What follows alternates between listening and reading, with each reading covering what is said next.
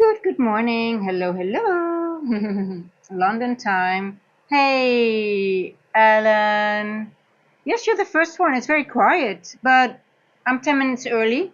I thought let's get into it. How are you doing, Alan?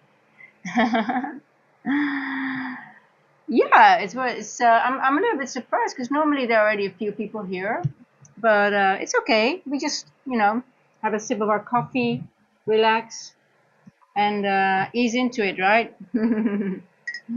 So yesterday, London was not really that much to do, but let's hope we get some better price action today in London. I did have a good session in AM, New York. I still made some money, but it wasn't clean. But we'll see. How's it go? Hey Jerry, how are you doing?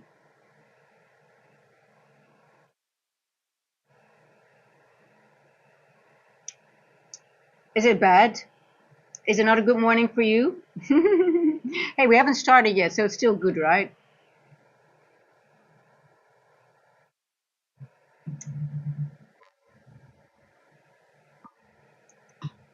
Yeah, we haven't lost anything. So, hey, listen, yesterday was a hard session, and I'm happy that I was able to identify the chop and just didn't do anything in London.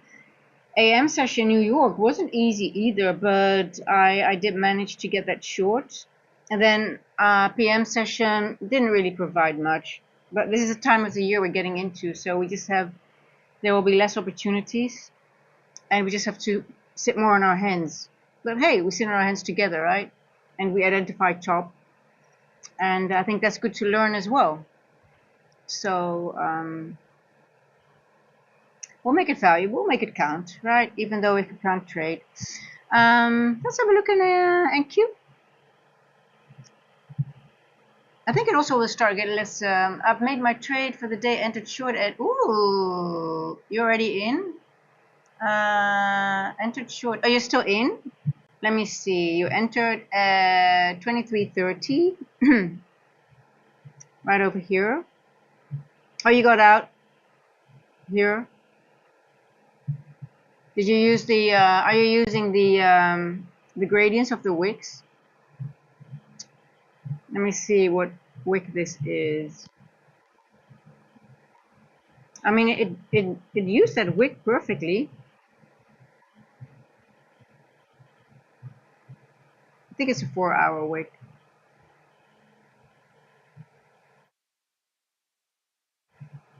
It ain't.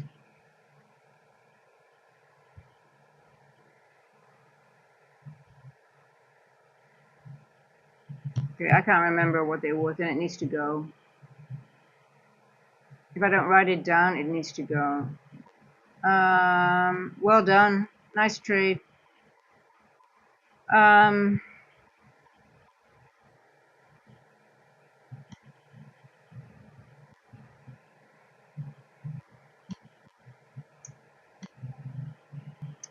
we're getting. Hey, Spence, how are you doing? Question mark. Hello there. Hello there. How are you doing? Okay, let's see. I was looking at the market a little bit earlier, and it looks pretty bullish to me for today. My short didn't play out that I sort of thought it would do yesterday, but I do think, we got a lot of news coming. I'm marking my 150 to 210 macro because it always provides me a lot of information during London. And I'm always also looking at the most significant fair value gap that formed between 130 and 2. According to ICT, that will be used in London as well. Now we do have one with a gap here, so I'm going to mark this one, and let's see if we have anything that we can work with.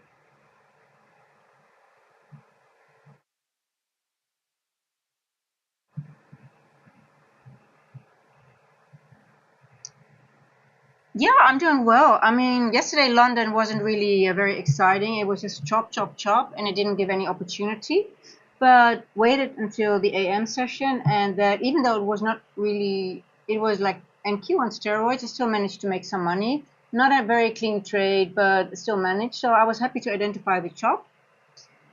So that's for me also like a point that I have gotten better in, and just staying out, because that was those. If normally I would have been in the red and then I would have made it up in the New York session, then might have been break even on the day. And now I'm like more, you know, staying out, and then it shows up in my P&L, just lesser trades, and yeah, it's just it is really it's true what people say, like less is more, and it really is. And I'm starting to notice that more and more on my end of month P&Ls and stuff like that.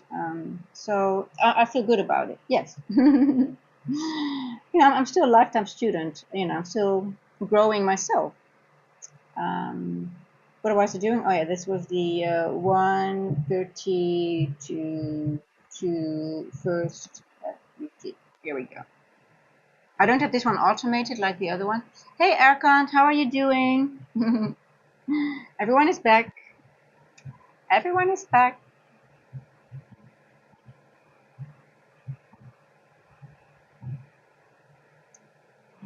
Okay, let's see, guys. Hey, didn't we have the same scenario yesterday? Remember that we had midnight and we had the first presented fair value gap of midnight right below it? Remember that? Exactly the same. Now let's have a look. Higher time frame. Now you see all these down close candles. It seems like all the ones that are come afterwards are sort of like, we can almost call this a proportion block, right? So I'm just wondering if this candle here that goes into this body here, it did not go lower, which I think this is still, I mean, I'm still looking at these levels at some point here, but we still have the liquidity on the upside. So hey, Mether, I was just like, hey, where's Mether? I double checked. I'm on live chat. I was like, okay, let's hope Mether finds because it happened a few times. It just jumped back into the other one. Yes, Spence, and patience is my something I had to work. I have to work on. I must say, still working on it, but it's getting better. Patience, it was my the thing why I lost most of the evaluations that I lost because of just being impatient, not waiting for A plus, and I think a lot of people can relate to that, right? And it happened to me yesterday in London. Actually, I started to do really weird stuff. I was getting in. It was paper trading, but it was the same brain thing that went on. Just thinking, oh, I want to, you want to get in, and oh, I even said I want to add here. And later on it was like I watched it. It was just really weird, but anyway, but at least it was paper trade. So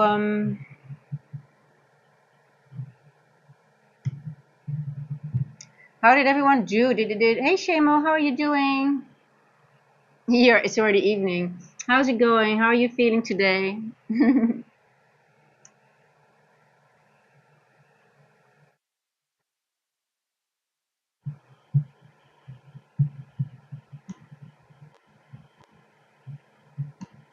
Okay, so if I'm looking at the price action right now, I'm just going to leave. We're almost, okay, we already have a new 4-hour candle. Let's see, what did we do? Did we open lower or higher?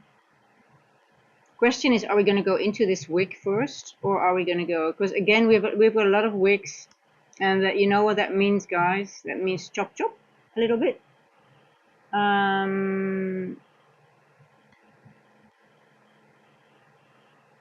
Okay, I'm gonna get rid of this one here. I'm gonna use this one now. I just want to see what we're gonna do.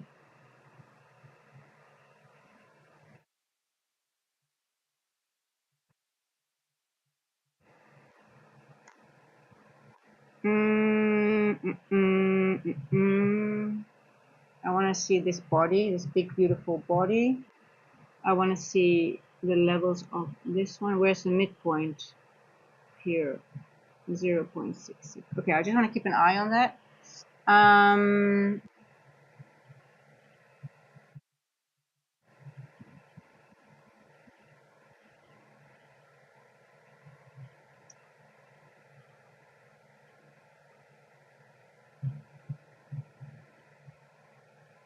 Daily open is here. We've got Settlement price here and daily open as well. Okay. Is this accumulation, manipulation, distribution?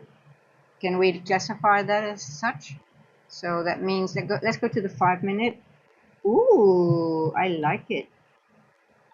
I like it. I like this.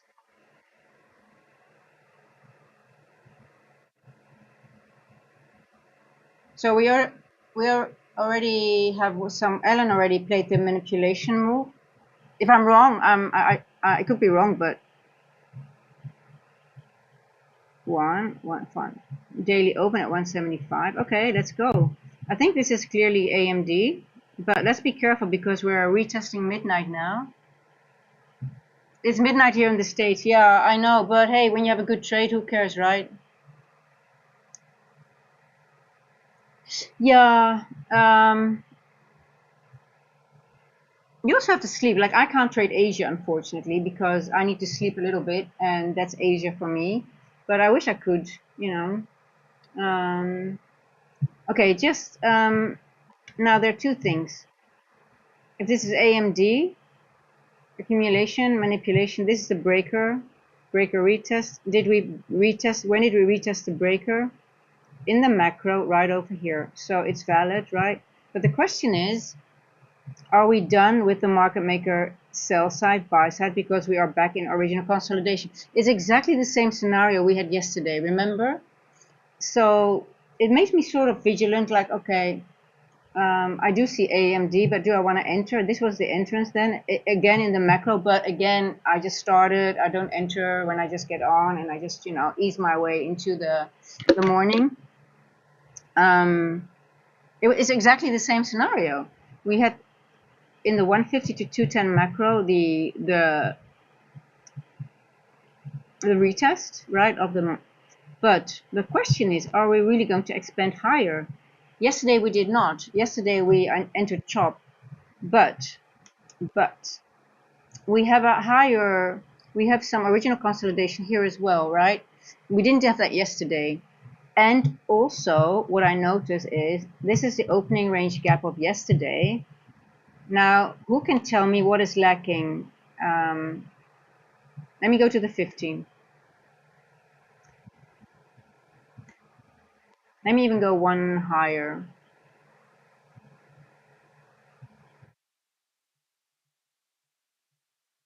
Oh, it's not showing? Okay, well, I'll go back to the 30. Okay, so what are we lacking in this opening range gap of yesterday? Is there something that we're missing?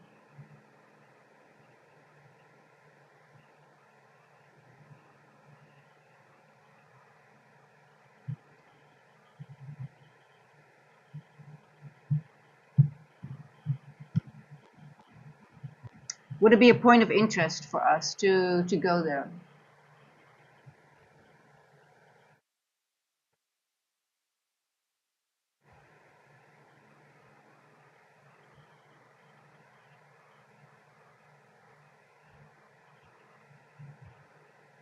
No one? Is it balanced on the higher time frame? Is it like, what do you see?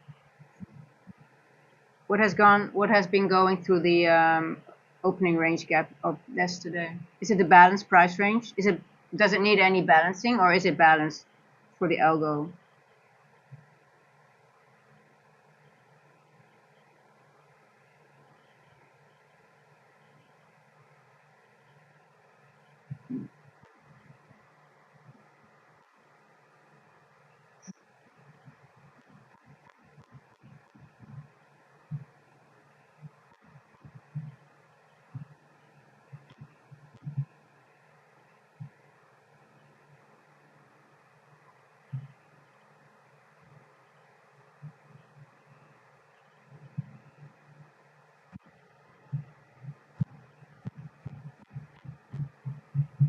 Okay, I'm leaving it on the 5.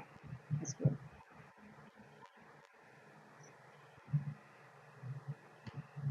I'll come back to it later. We'll come back to it later. We'll watch. Okay, let's go. 208. I want to see what the 4-hour candle is doing so far.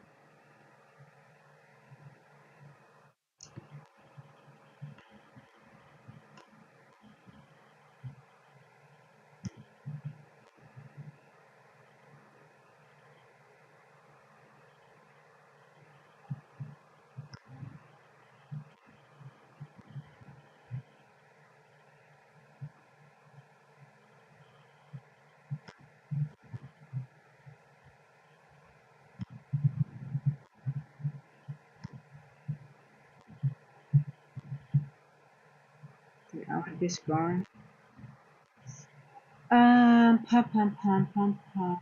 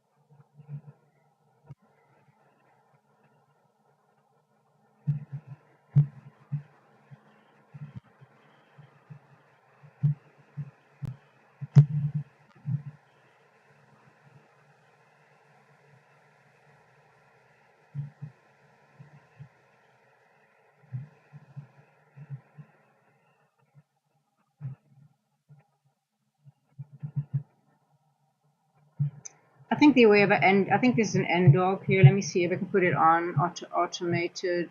Um,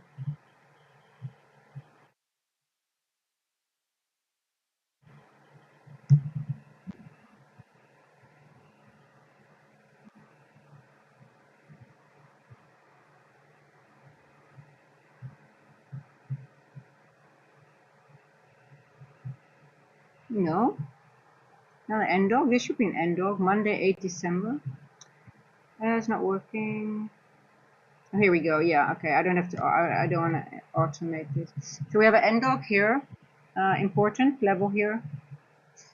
Keeping it on because we might again here as well. What are we lacking here? It's the same thing.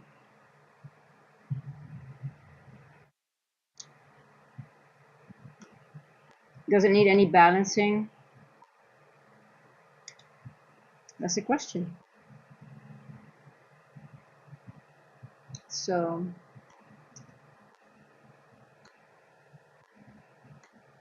I want to go long because of this end dog, and I do think we have some interesting areas here as well.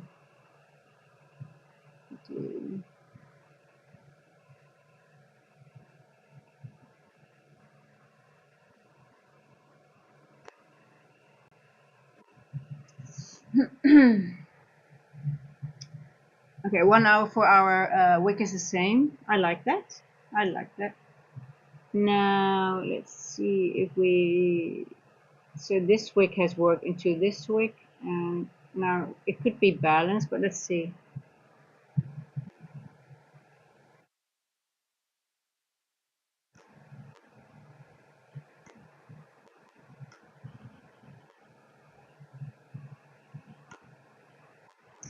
Okay, Asia. What has Asia been doing? Let's go over.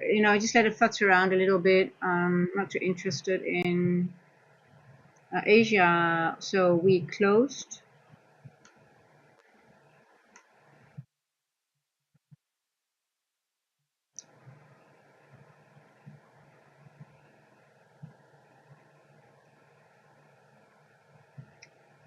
We consolidated in the afternoon. Then after just market on close, it created this BPR, and we just move it up again a little bit,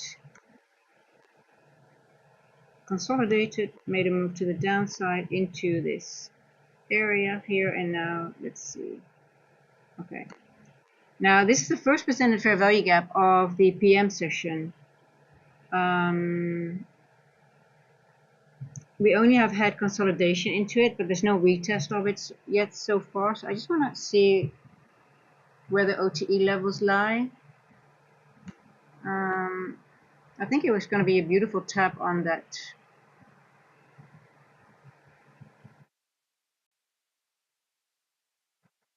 Voila, beautiful. I like to see that. Um, so I'm expecting a move to this area at some point. Might be interested in a long from there. So let's see.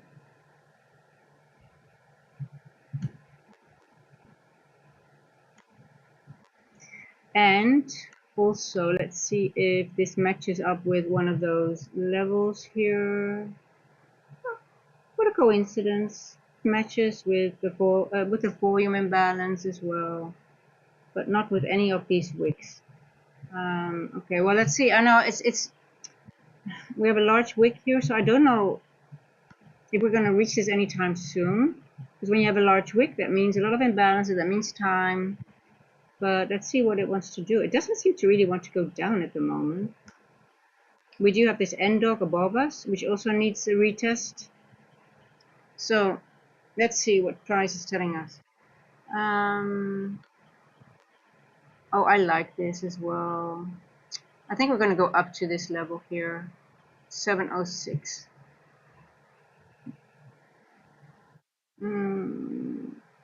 But which are you going to do first? Which are you going to do first?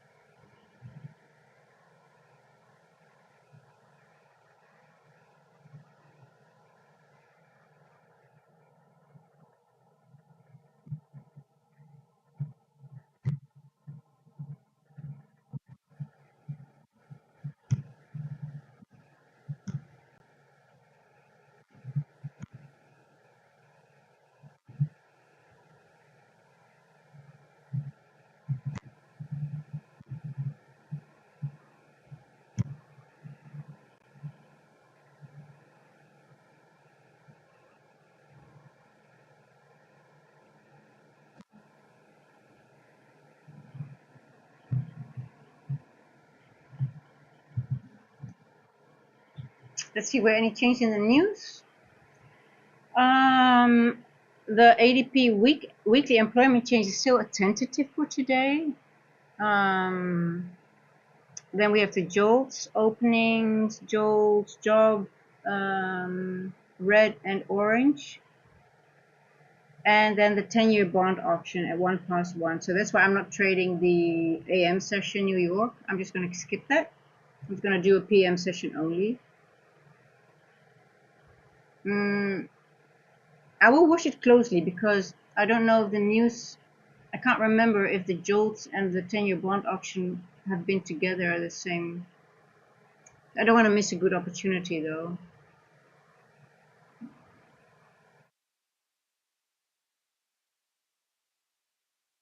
I don't know. We don't have an 8:30 candle, which is only 10 o'clock. I prefer the 8:30 news. Okay. Same thing. And tomorrow we have FOMC.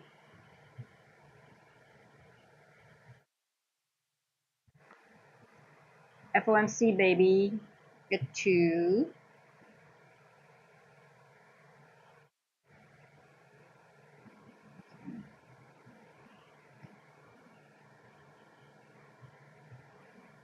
Okay, let's see. Hey, the Wags family, how are you doing? How's it going? It was a bit of a bummer, eh? The PM session yesterday. It was a bit of a bummer. Yeah.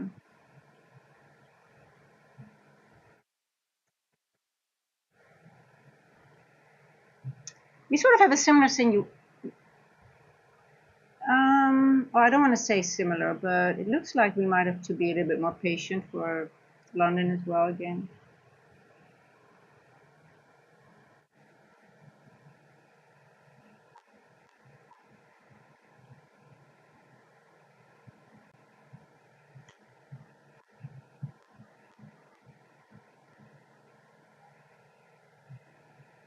So the 130, 140, 50. I'm going to get rid of these because we know now. Oh shit.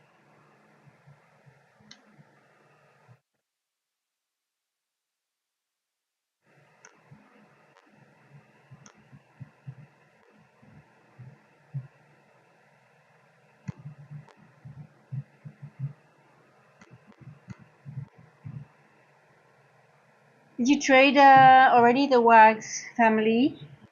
Did you already had some trades going on? Okay, what did we do at 2 o'clock exactly?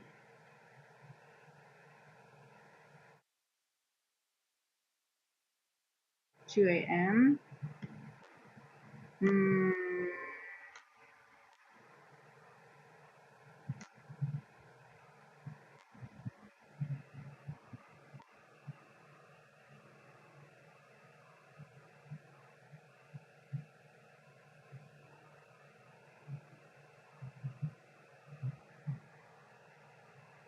No, I have not entered any trades so far. Just looking at what we did in Asia. So we took out Asia and then we went back up to 1/3 level into Asia again here. So I'm just wondering what price wants to do. If this is clear, if we can see this as AMD, right? Accumulation, manipulation, distribution. But I do like this daily open, matches up with my 1.75, and it's also in this area. So I'm sort of thinking we might get a little bit of it's not really clean in the sense of like a real easy distribution, but I'm just thinking like, should I try put a paper trade on? Let's see if we can get above midnight.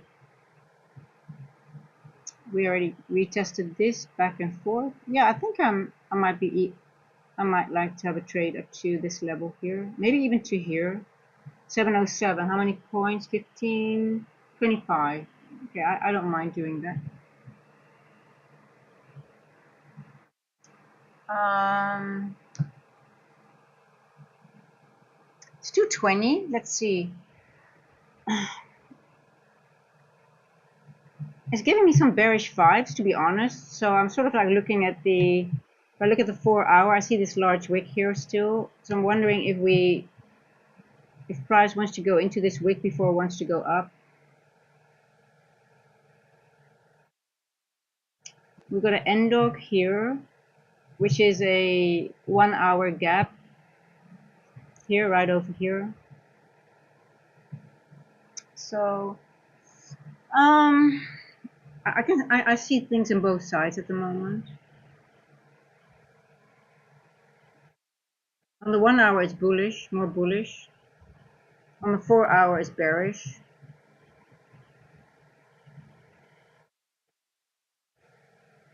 Let me have a 15-minute look. Oh, 15-minute is more, I would say, more bullish, right? I would say so. But then I would still like it to go into here a little bit.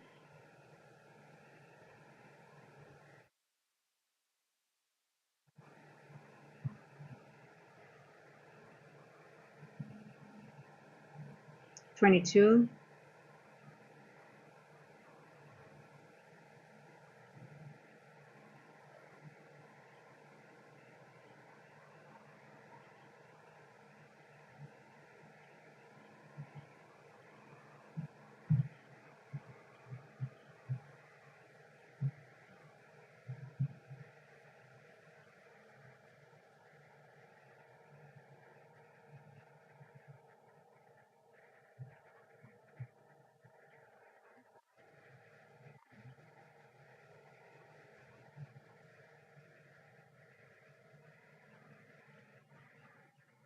Okay, I guess we're gonna run up now. Oh, I need to open this up.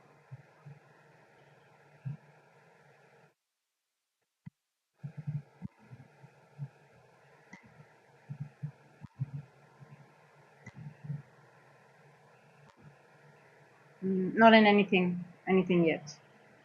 My first few trades will be paper trading, especially the last few weeks of the month of December. I will be doing a lot more paper trading and just only will trade a few trades after I really think, okay, now I think I have it. I think I'm seeing it correctly.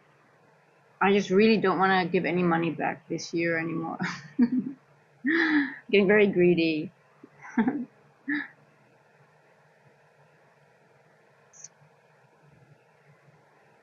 Okay, let's see if we can make it to 674. Maybe we'll tap this breaker slash first presented.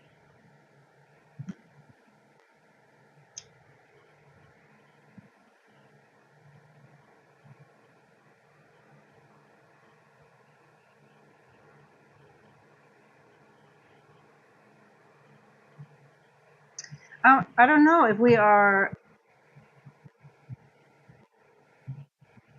if this is an AMD, accumulation, manipulation, distribution. We do have an end dog here. Got some liquidity created as well with a wick. So we've got settlement price, daily open.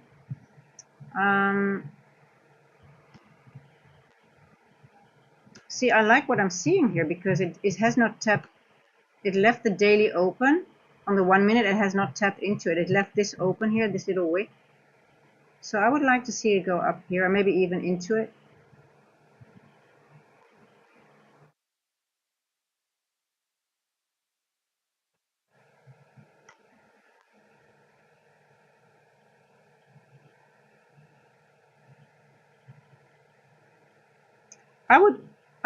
I would see a reversal either here, here, or here. But I'm also seeing that we need to go down a little bit first to go back up.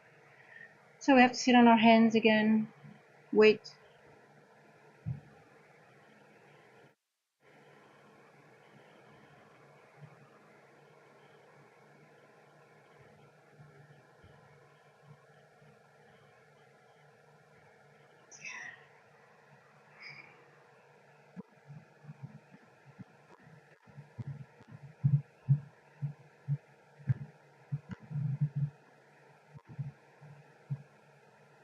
All these little gaps here on the 1 minute as well.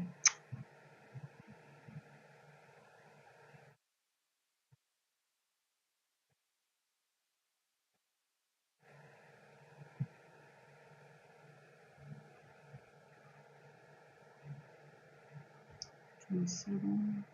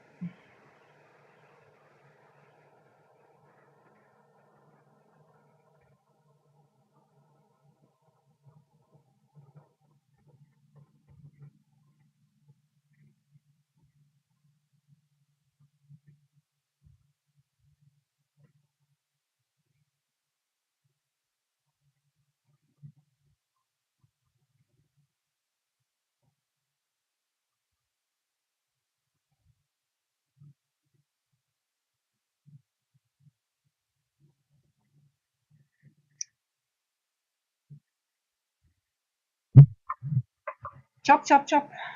Choppy, choppy, choppy. So it's a lot of chop nowadays, huh, guys? I don't know if you've noticed. There are less opportunities in the market. It's more just waiting and just being patient.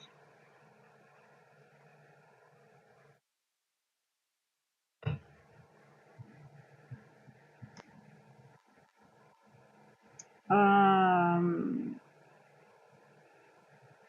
yeah, I really like this level here, but I think this level is also a nice level. So let's see if it can continue.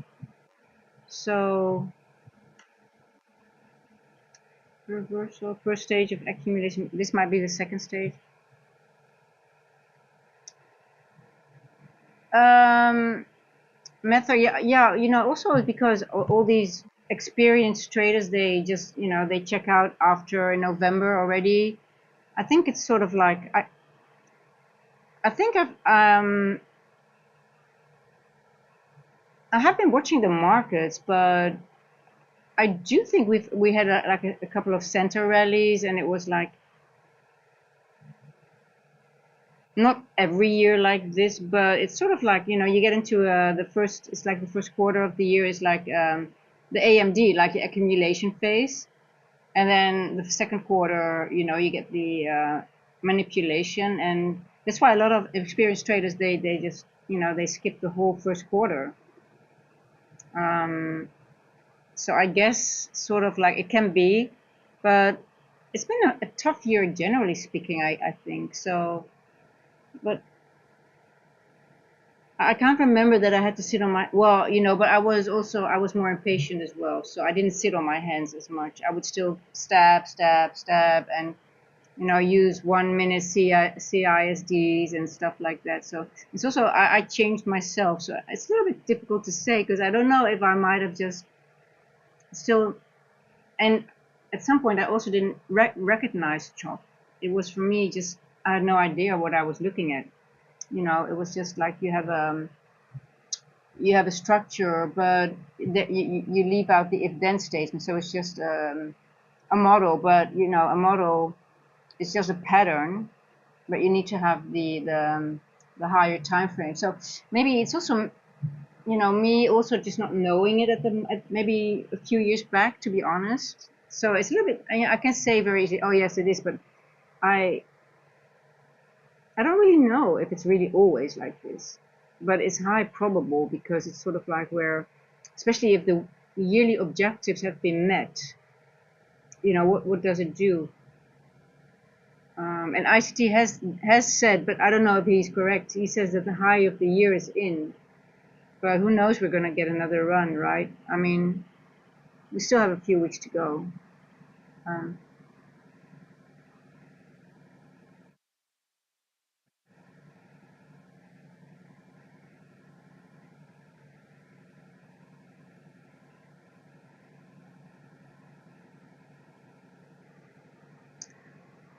um, well, like what you see right now is what it does more than the algo does only two things. It balances out imbalances and it seeks liquidity. So what you see when you have a lot of chop is just either creating imbalances and balancing it out and going back to old imbalances.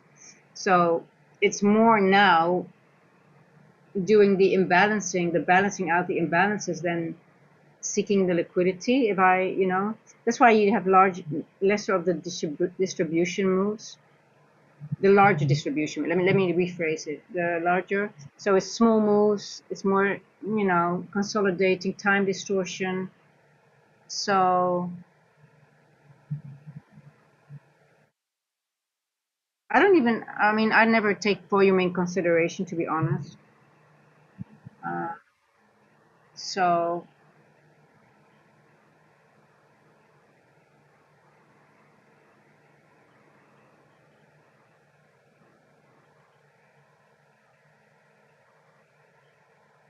like what I feel like I'm experiencing is like you have all this barcoding and then you have one displacement candle, right? And then you get the retest and then it goes back. It makes another small move and then it goes back in consolidation again. So it's more time consolidating than doing anything else. And then we have to wait for that one move, which is quite annoying. So it's a lot of time waiting. But I think it's good to sort of like, learn how to recognize it so we can just be able to shut down our laptop. And for me also, I want to know, like, okay, how long does it take, like in this stage. For me, it's also like a learning phase. Like, okay, we are consolidating and it's good, but we still want to try to make some money, but we also don't want to, be in low probability situations.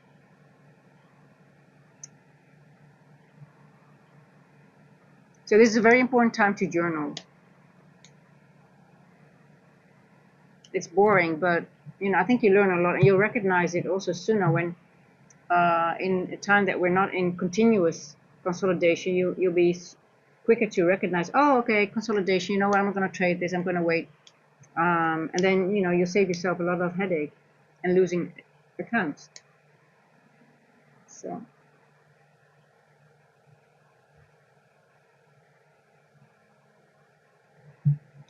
Now, for example, I always try to emphasize that if I see two breakers, a bullish and a bearish breaker, very near each other, that's for me chop. When I see large wicks and I see 1, 2 on the end, I'm trying to also like tell you, okay, guys, I expect chop. Why? Because of the large wicks. It needs why is a large wick chop? Because it's a lot of imbalances and it needs time to balance it out. Now, do we see a bullish breaker here? Yes, you see one here, right? Let me mark it. So, bullish breaker. Do you see a bearish breaker? Let me mark it in blue so you guys can see what I mean. And once you start seeing it, it's so easy. And people can tell me like, yeah, this 1 minute CSID. I don't care. If I see this, I already know I have to stay out. I don't play around then. I just want to wait. Okay, this is a 1 minute breaker here. A bullish one. You see this? We've got a low, a high, a low, and it's activated here. And we go here. Then we go down. And do we have a bearish breaker? Yes, you have a bearish breaker here as well. Right over here. You've got a low, a high, a low. And it's almost now getting out of it.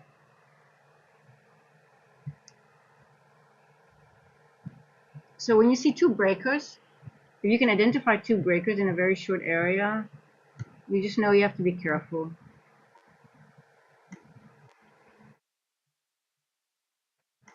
It's chop, chop, chop, chop. So, does that make sense?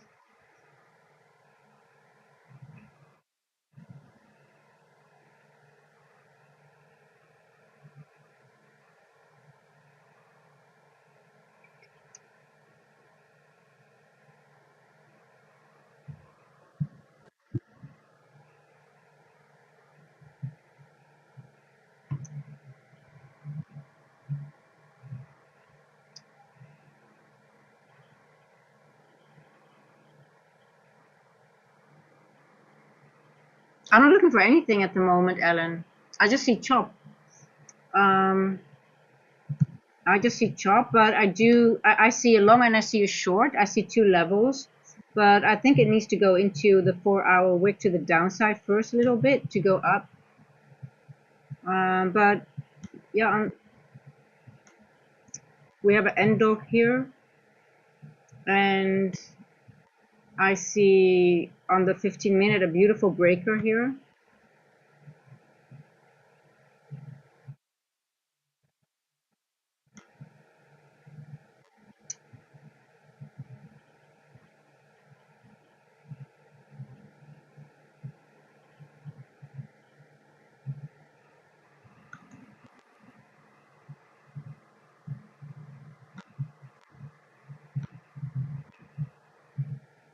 It's a beautiful breaker, 15 minutes. So we formed this yesterday. So this is a balanced price range here. We took these equal lows out. So I'm more inclined to see a long than a short, but I do think we could go lower into this area here. But this is an activated breaker. But hey, it could disrespect it just as well.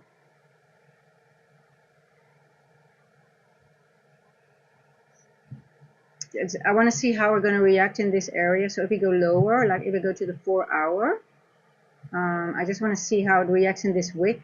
So this is a 15-minute breaker, and we have a 4-hour wick here. So I'm just looking now. What I'm looking at is, are we going to reject in this wick? It's preferably above the 50%. Then I know it's a long. Then I will enter a long, and I will enter it on my account as well, because then I have a breaker. I've got a retest of a wick, because it needs to do work in this wick, but we're still retesting that 15-minute breaker, right? So for me, it's okay to go down into this area, but I don't want it to go below the 50% of this wick. Then I might turn bearish. But for now, I'm neutral. I'm just waiting to see how it's reacting in this breaker. So, but it has to, I mean, if you have a wick like that, it needs to do some work in that wick before it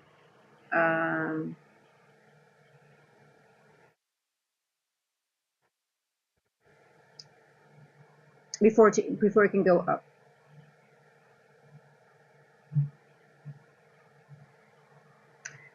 You're looking for a long. Looking at the daily chart, I see a gap in the wicks between 21 November to 25. Let's go to the, let's see what you're looking at. 21 to 25. 21 to 25 November.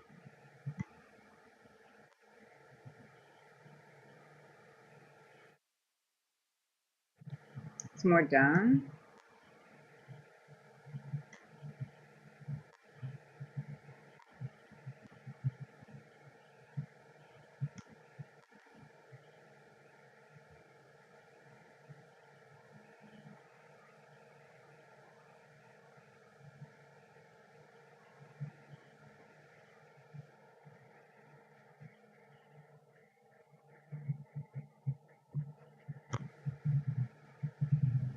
Hey, listen, I'm aiming for a short to the 400. So I am definitely I totally agree with you on that, on this area as well. We still have some gap. We still have some end work. I leave them here as well. But for me, I am more interested in Ellen. I'll show you. And I was actually hoping that we could get that yesterday.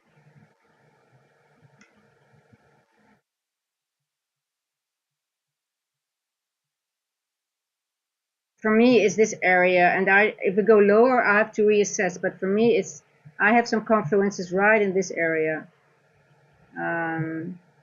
So I was hoping when we had to move down, like we were going to take all these wicks out, and up to here, I'm sort of like, okay, I can frame that trade. But if we go lower, I have to reassess. But yeah, it could be.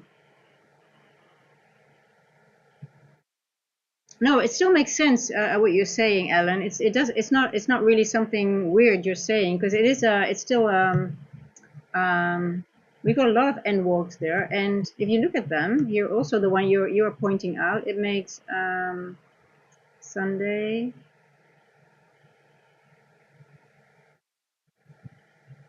It makes sense, because if you look at the 4-hour, you see we don't have any buy or sell side on the bottom of it, right? On the 4-hour, it's only sell side, buy side. We lack on this bottom one. So if we do go down, it's a valid point you're making. I look at them in that way, especially on the higher time frame, because if you go on the lower time frame, you'll see back and forth, but on the higher time frame, on the 4-hour, so that's why I live on the 4-hour.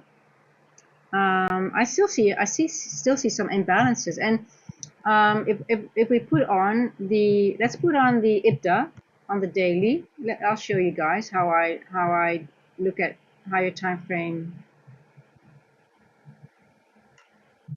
Like IPDA 60. Well, now it's one big block, but where are we? Here we go. This is an imbalance in the IPDA 20, so it's a very valid. It's not an invalid point you're making. If we are going to use the IPDA 20 imbalances, which IPDA does relate to, it first goes to the 20, then it goes to, if there's nothing left, it goes to the 40, and then to the 60. But now because we're in higher time frame consolidation, you see there it's just one big block, right? So that tells you a lot. So It is not. It's a very good point, Alan. I'm looking at it. I mean, I might not talk about it, but I already have seen this one. Okay, look, we're here, and it's in the IPTA 20.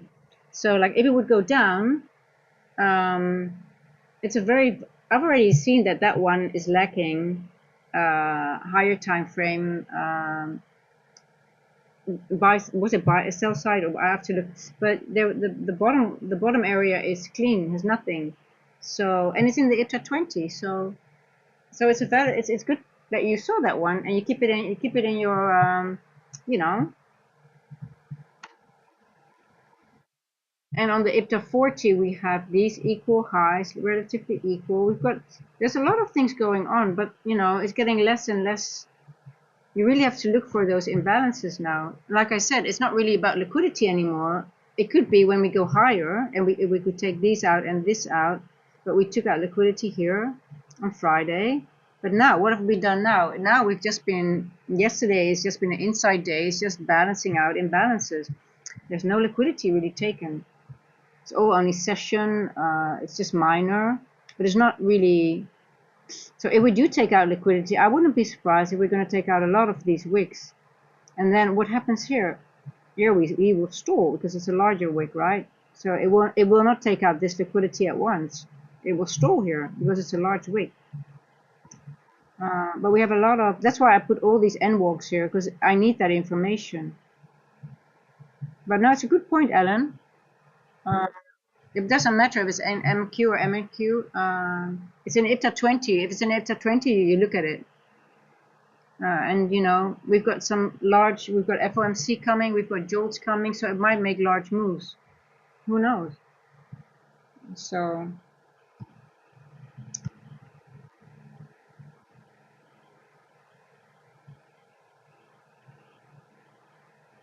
it's the lowest imbalance. We'll see.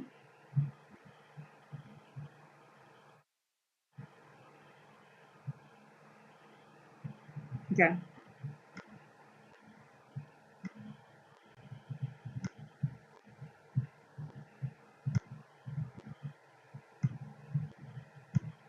It's always good to prepare yourself. So like, what happens if we go to the downside? What happens? What are the imbalances on the downside? What are the imbalances on the upside? What could it do if what if then? And then if the move starts, you're prepared. You already know your levels. You know already. Okay, you know, Ellen. Then you're, oh, remember that N wolf that we talked about. Oh yeah, that might come in play. And suppose you missed the first violent move to the downside, but it continues. Then you're like, hey, that last one on the IPTA 20, that might be the one that's still in play, right? So that's how you catch those larger moves, because you're prepared, because you already have that information somewhere in the back of your head, and maybe you write it down somewhere. You look at IPTA 20 every day, and if you run out of imbalances or liquidity, you go to IPTA 40 and then IPTA 60. And when they're one big block, you sort of know, like, we're running out of, it's the end of the year.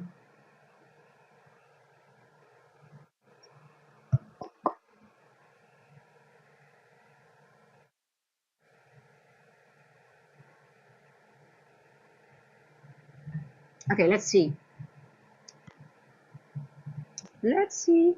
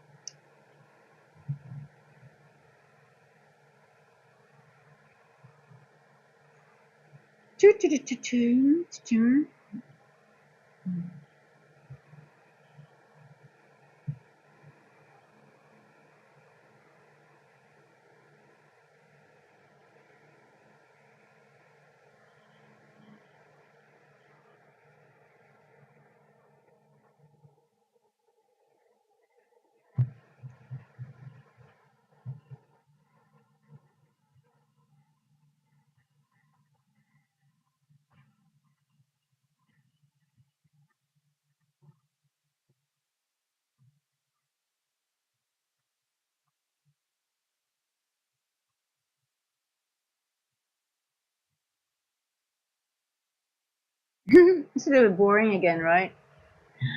We're gonna push it.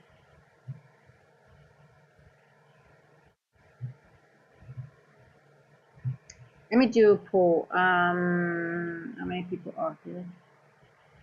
Is anyone going to use the Christmas time to do some studying or going to do some back testing in the market? Or I'm just curious what anyone is going to do during the holiday season trading wise, or just log off and just go on holiday and just not look at the chart at all, which is also a good thing, I think, sometimes to do. Or are people going to use the time to either backtest a model or do some more, watch some videos? Just curious.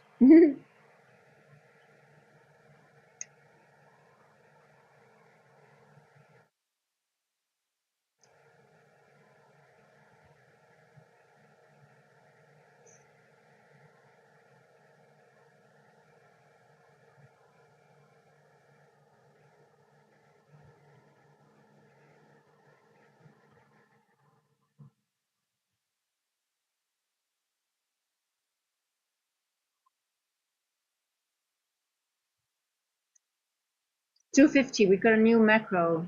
Yay. Okay, let's, oh, you see that? It just spiked up, so we got a gap again.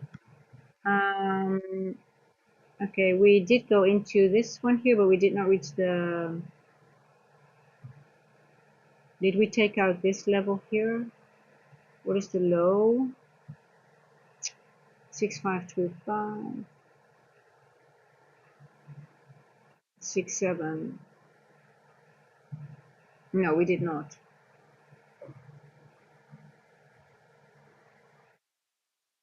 Okay.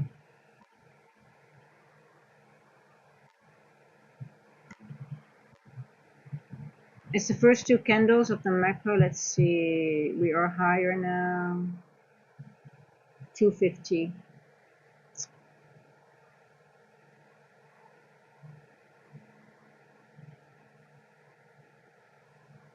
Now I guess we're going to go up here now. 707, still 10 points. Let's see. I'm going to wait.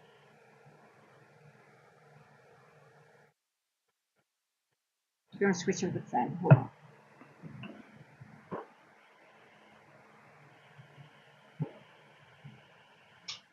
It's a bit noisy. I think getting fed up with the noise. It's a bit more quiet.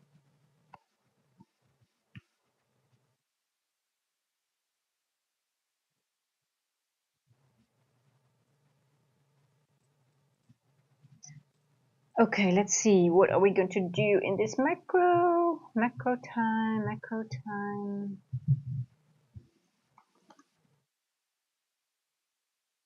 Choo-choo-choo-choo-choo.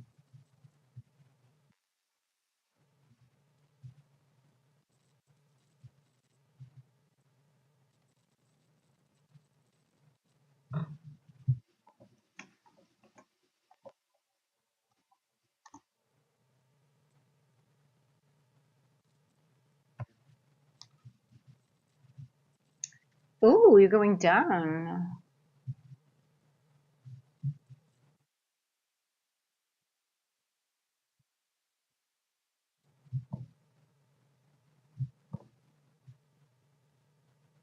Okay, let's see. 252. We're going back to midnight. Are you going to be a long or a short?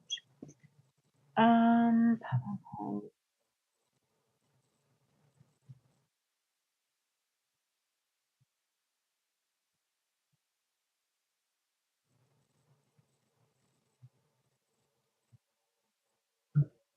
so we hit exactly the one standard deviation. Oh,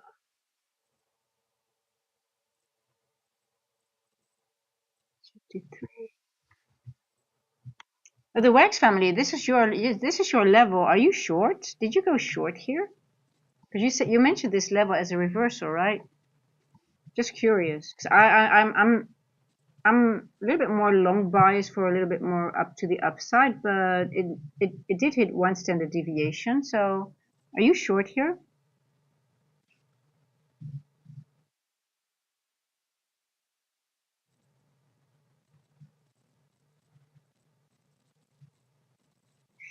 It's like my computer. I'm sort of wondering if the computer is not, if it's just moving this slow, or is my internet down or something?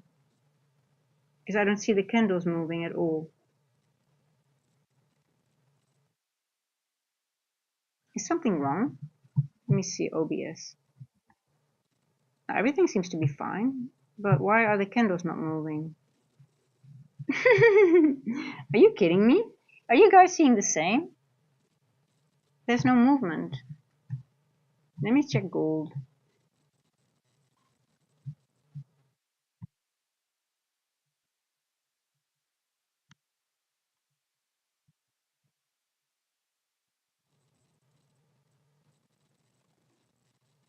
No, gold is moving. Also slow, but it's moving. But I don't see any change in. Okay, it's really, really slow. Okay, and Q. Okay, okay. Let's see if we can retest maybe off this fair value gap. Yeah, we're still in that 15-minute breaker, so I do. I'm more bullish than bearish for the because of this breaker, and it's sort of a unicorn, but we do have equal lows here, right? You see that? So we could go deeper into the breaker as well. Let's see, but I think we're gonna go to. I think we're gonna go 706. Yeah, I think we're getting long paper trade only for now. Let me just. I think we're gonna paper trade it to. Oh, everything is just. Come on. I thought I connected you paper trading. What is so fickle? Okay, I'm gonna get in a paper trade, not touching my any account yet. And I'm just gonna take it to this level here. My stop loss is gonna be below midnight, a little bit lower. Here we go. 1.5 R2. Because it's where macro. Let's see. I think now in this time is quicker, like trailing stop loss and be okay with being stopped out very quickly and just take your money and just have a very, very short trades, right? I mean, we don't have really a nice breaker retest on the in this area, but let's see. I might be just stopped out. All right, yeah, I'm going to be stopped out. See, that's good paper trade.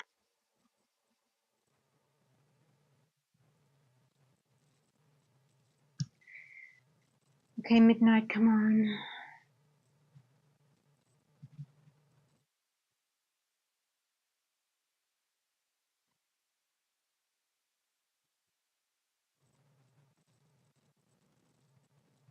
Gosh, it's so. Hey, Cinecom. I was in gold longs, but it was moving slowly. I went break even due to London session about to open. Hey, listen, I don't know if it's gonna get any better on NQ because it's been. I was like really just now like, is something wrong with my internet? The candles are not moving. So I went to check in gold and I saw gold making a little movement. I was like, okay, something is wrong here. Oh, thank you, Dim Mark. Welcome. Welcome to the family. It's painfully slow. It's painfully, and it does get me in my brain sort of like make me do weird stuff at some point, I guess. So just paper trading for the time being and waiting for New York AM PM session, I guess. But we'll see. Hey, if it gets clear at some point, maybe because we could just maybe get a 350 to 410 macro. That might be nice. But this macro ain't doing much.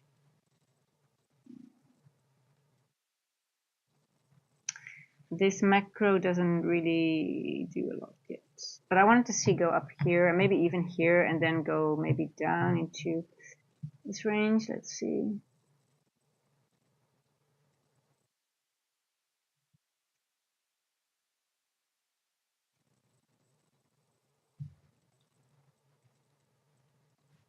it almost becomes a gamble, right? If you have like this type of price action, because it retests midnight all the time, but it could slam down. Just it doesn't have the value of like for example, you see it's retesting midnight all the time. It's just bouncing above it, above. So it's sort of like, it might be a winning trade, but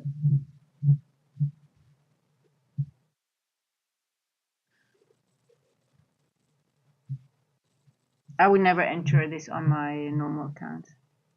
Just being honest.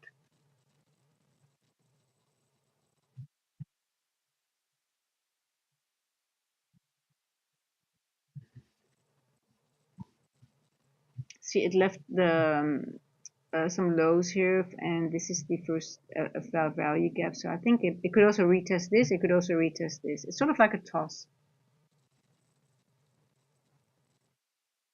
Yeah, be patient. Hey, I had a good AM session. I made $275. I'm so happy that I didn't trade the New York of the London session yesterday, because we were just in chop, right? Or basically all London. And I think it didn't move until 5 or 6 a.m., if I'm not mistaken. And then, um, and then we had that move to the downside in the AM session. So, okay, let's go, go, go, go. I want to see, tap into this one. See, it's just creating equal. But you're so horrible. Okay, 3 o'clock. Let's see. We are printing 3 o'clock. I just want to see. Just take some liquidity and go back down. It's okay. Just do it. You need some liquidity.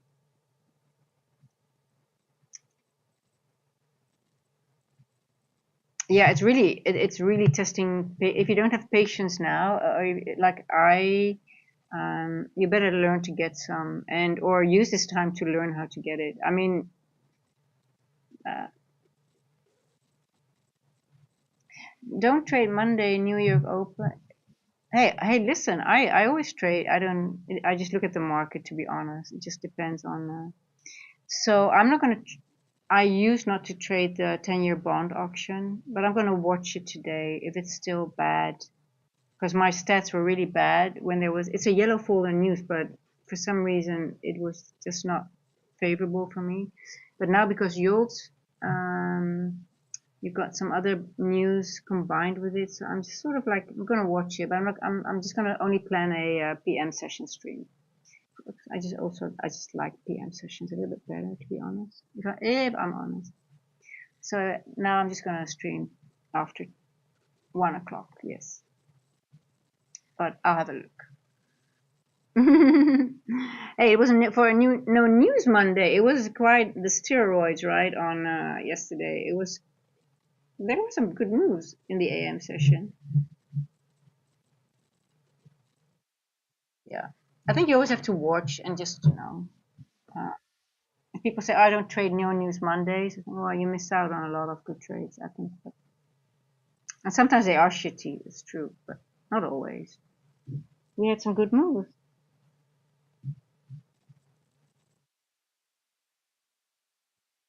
Golly, this price action.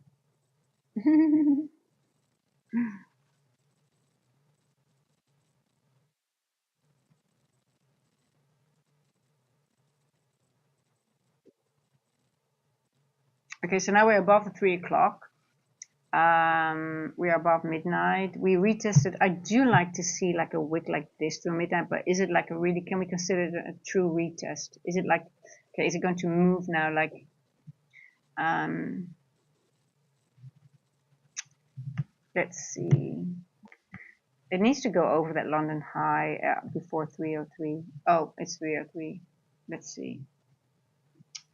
You have to do it in then now, otherwise.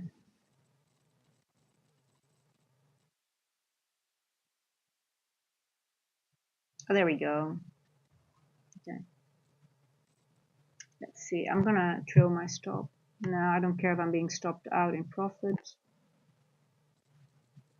Let's go to the event, not event horizon, settlement price. Ticket 303. Take it. It might go into this one as well, but I'm just taking the low-hanging fruit.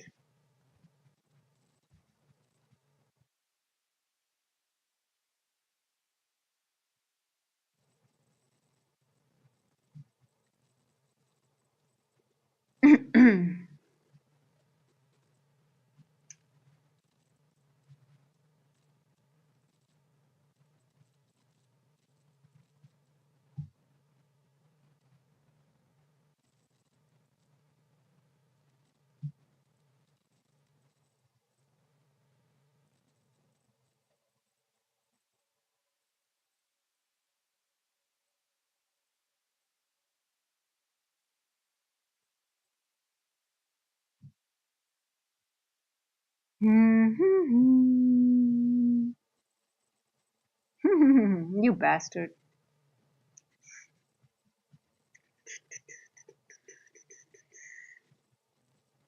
See, this is what it does. Like on days like this, it doesn't take out the liquidity in the first run. It's just going to take its time.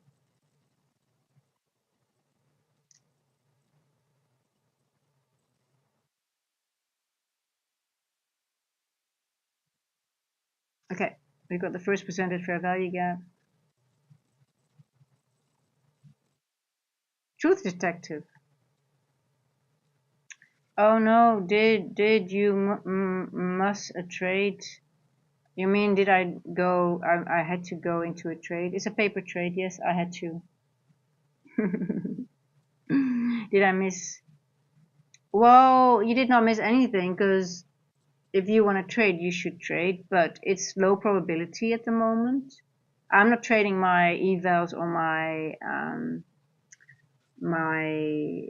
funded or my live accounts at all because I don't like the price action. So I just took on a paper trade just to see if the market is doing what I think it would do. And again, it's already telling me now that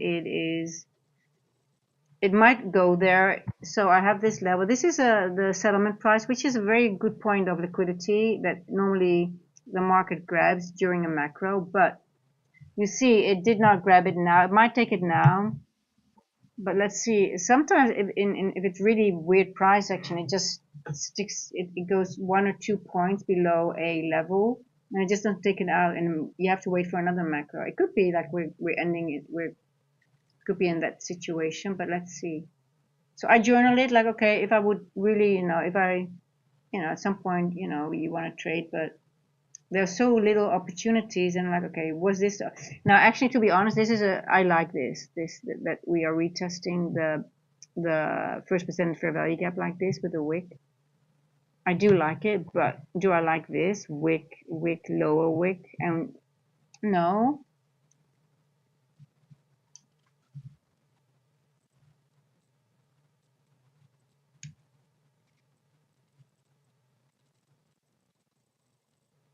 I think the trades that I am putting on right now should be more like educational, in all honesty. If you can't frame them yourself, do not use them as a signal, please, because it's really low probability at the moment. Do not use it as a signal ever, but especially now, I am only paper trading because there's such a high probability that it might not reach its TP. And that's why I'm putting it there. Because for me, I'm going to journal it to learn from it. Okay, why did it not take out this level, which is normally a level it would always take when it makes a run like this in a macro. It is already very low hanging fruit because there are much higher levels to be taken. And look, it's not even taking it. It's going back into this first percentage. That's why I'm paper trading, and I'm not moving my stop because if I'm stopped out, I can journal it. Okay. And I'm stopped out in profit, even though it's a paper trade. So technically, it will never be a losing trade for me. But you see how low probability it is. I'm trying to point that out as well by putting on these trades. Like, hey, it's low probability. Look how I'm actually hoping that I'm going to be stopped out so you guys can see it.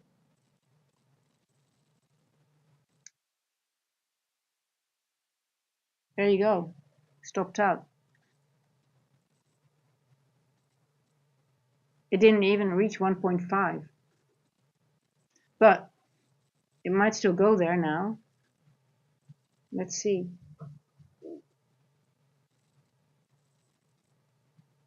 This is extremely low probability um, environment. Hell, I'm not touching my evaluation or my funded. No, look, it might go there still.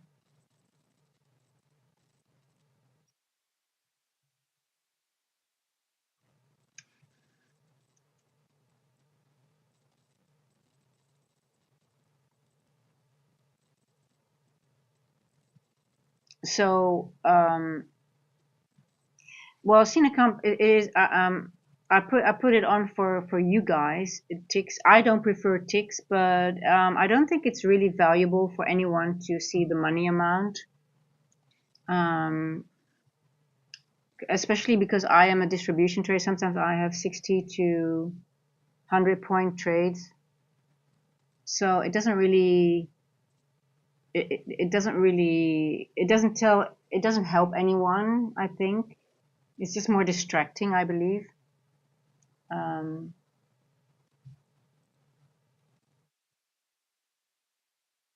if I could have percentage, that would be even that I would actually prefer that even more. And sometimes I chart on NQ, but I trade MNQ, so it doesn't really it doesn't teach anyone anything, or it doesn't help anyone to see the money amount, right?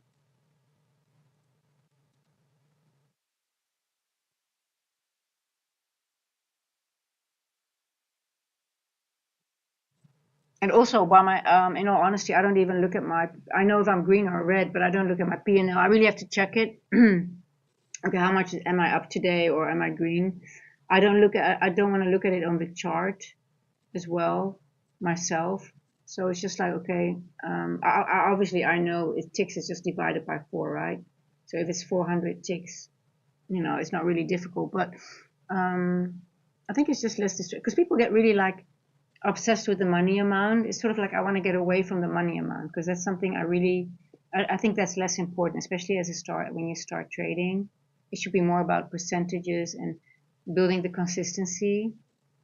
So that's actually the reason why I do it. Yeah, but it's not really for me. I don't really, if I'm by myself, I don't really care too much about it if it's either or. But I changed it because of the stream, if that makes sense.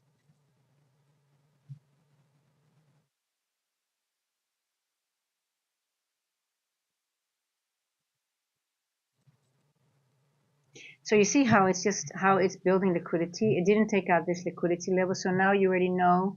Okay, it's going to take it out most likely in the next macro or maybe in the next run. Which even though it might be a losing, well, it wasn't a losing trade because I was stopped out of profit, but it sort of like tells you that there is like this is now in play for maybe in 1 or 2 macros, right? So we just watch, we wait. But actually, it's a good thing when it doesn't take it out. But it's annoying when you are aiming for it right after such a long wait. And then, okay, yeah, but there was no loss for me technically. It was just a break even trade, and it paid for the for the commissions and stuff like that. So, but then again, I'm like, okay, you know what? It didn't take it out now, but it left it. So let's see. Maybe it still might go there, but when it's leaving all these wicks here and it's like sort of like ascending or descending, um, yeah. Yeah, day before FOMC, good point. And also, Chris, it is 10-year bond auction. Always shit. I mean, always for me. I don't even trade AM session anymore in New York. I just wait after 1 o'clock. But then again, it's FOMC, so it might not. It might be shitty anyway. So yeah, I actually didn't realize that. So thank you for making that point.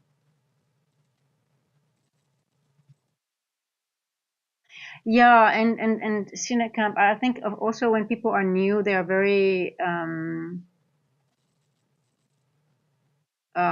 it is sort of a trap, like the money thing. It's sort of like people like it took me 3 years to do these trades right now, but so I mean you don't see how long I've been struggling and only able to make only 5 to 10 points, right? So there's like a lot of work behind it before you make those trades that are, the 60 to 100 point moves. And, they, when I put them on here, they equal an amount, but it's not the amount that is important. It's more, I think, the setup that should be important. Like, what am I looking at? Where's my stop loss? How am I managing my trailing stop loss, which I'm working, I really have to work on, because I trail too fast, right, on those larger moves. So that's more what I hope that, I think it's just a minor tweak, but I do think it helps if I think so, because it's not the money that should be because the money will come if you keep on working at it, and studying and working uh, on your improvements, it will come. But it's not. You first have to get the consistency, and then be happy with 5 points. Then you work your way to 10 points, and at some point you're like, okay, I can get those.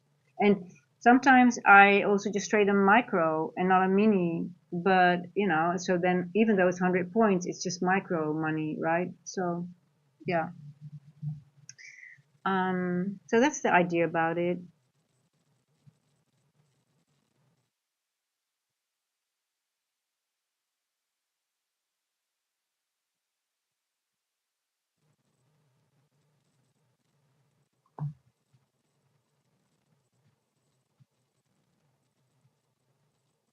Yeah, and also, sometimes I remember. I mean, I have a very nice chat, and I've had very little issues so far, so good. But that's I guess, the good thing of being still small, right?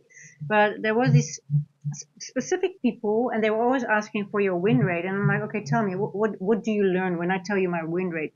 Shit, because I can be a distribution trader and have a win rate maybe 50% and still be very profitable. They just don't know what they're asked. It's just such a stupid question. But risk reward is a different thing, right? But if the win rate is like, yeah, I mean, if I have 8R trades and I have a 50% win rate, I mean, I can still be extremely profitable, right?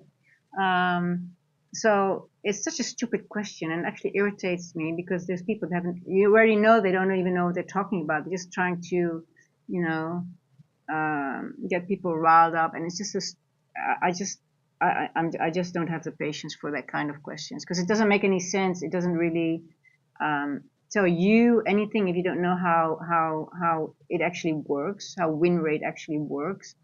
And if you don't know about somebody, how they trade, even, you come on their stream and you don't even know how they trade, it doesn't make any sense, right?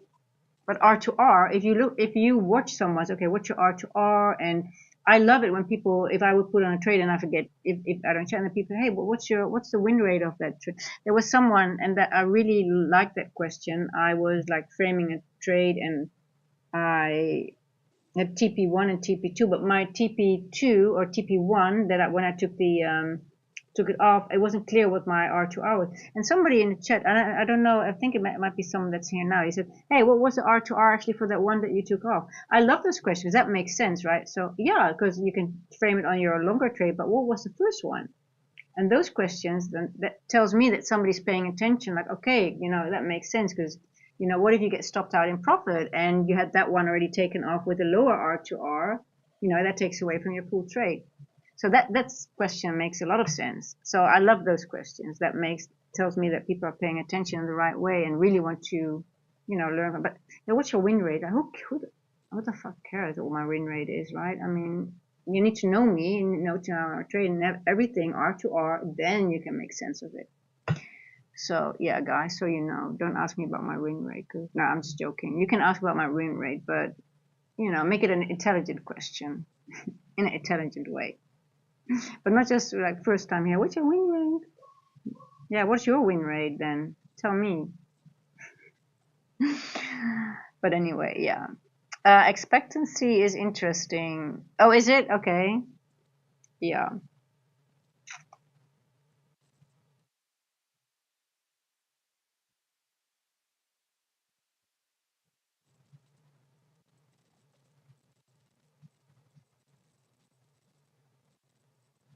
Yeah, it is, and it's always the same kind of people that ask you, and it's I don't know, it's very weird. I mean, ask me about setups and just question. It just doesn't say anything, and it's really, I don't think they also have like a purpose for themselves with it. It's not for them to learn anything.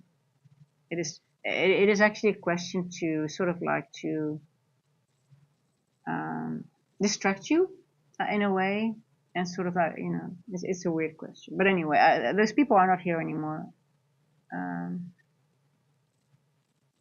I think I scare them off very fast, very quickly.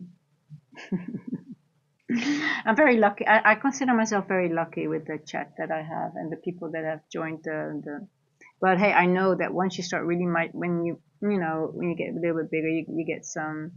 The chat does get nastier at some point. I'm just enjoying the chat as it is right now. Hey, look where we're going. Okay, 319. So now it takes out that level, right? But look at the time. It's 319. It's out of macro. So it takes you out, and then it goes a higher outside macro. So now it uses the 20 to 40 run to go higher. So let's see. So I was hoping that would happen, so I could showcase that on paper, not any money. So how this environment now is, it's just really nasty. Okay, let's see if we can go to the first percent fair value gap of the daily open. So it did take out that this is the settlement price, right? So that is always it uses it a lot to take it out as liquidity. So if you see that, you can just put it on through trading view. It's a last price. It's just I think it only shows it in this way. But hey, put it on. If you don't have it on your trading view, use it, because you will have a lot of benefit from it to identify liquidity, and especially if it lines up with a fib level, like here is 1.5, because I do think we have accumulation, manipulation, and a valid distribution going on. Well, but it's a nasty distribution. Accumulation, manipulation, distribution. Not the cleanest one, but hey. And why would I think, okay, we have a distribution going on? Because we have settlement price, not really, yeah, it went through here, but we still have this one above us, which was untouched. So let's see if it goes higher. I just monitor. I do like to, even though it's not favorable, I do like to monitor price action and tape read and try to find like, okay, now what is it going to do, right? Look at the 5 minute. We have a clearly accumulation, manipulation, distribution, but we have a higher. Normally, when you have a market maker buy sell model, sell side, buy side, it always goes back into original consolidation. That's where the model ends, right? But you have consolidation here, so that's why I understand that people think, okay, we're done here, but you also have consolidation higher. So I do think that we're going a little bit higher into this consolidation before this run ends and we get a reversal or a retracement. So I do think we might go to 175 here. Let's see. Which lines up as well with the previous day midpoint. Isn't that amazing, guys? I mean, you see, previous day midpoint. So that's the midpoint from midnight to midnight. So today's midnight till yesterday's midnight, and we take half of that. And that matches exactly with the daily open and the 1.75. Magic. Now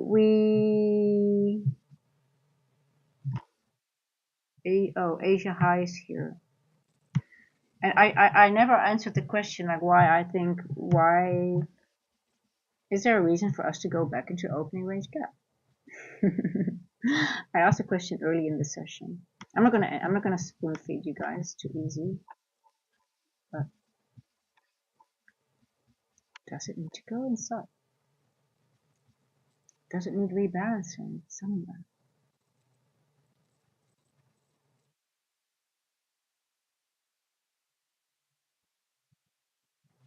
I hope someone sees it.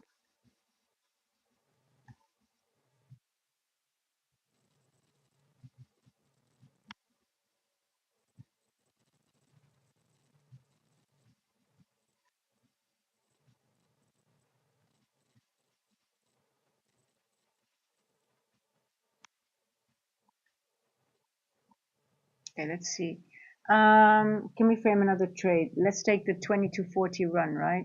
So would that be, are we going to take Asia high now? I will be a little bit careful because we got this level here, the 712, which is exactly the midpoint as well of the first presented of the daily open.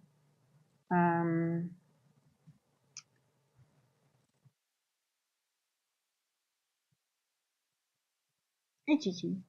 Hi. Hello. You wanna come?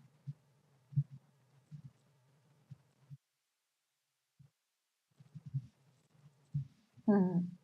You're so cute. You're so cute. Okay, let's see. So we're entering the 20. So lately, when the macro is not running, for some reason, I think then it just runs outside macro between these times. But oh, the pretty girl.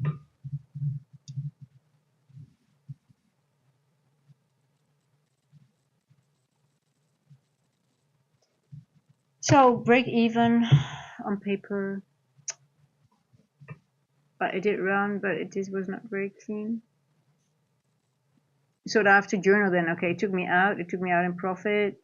Technically break even. It's almost break even. And then it run. It took out what I write down. That okay, what time did it take out the liquidity that I aimed for? That was 19 past 3 instead of the macro.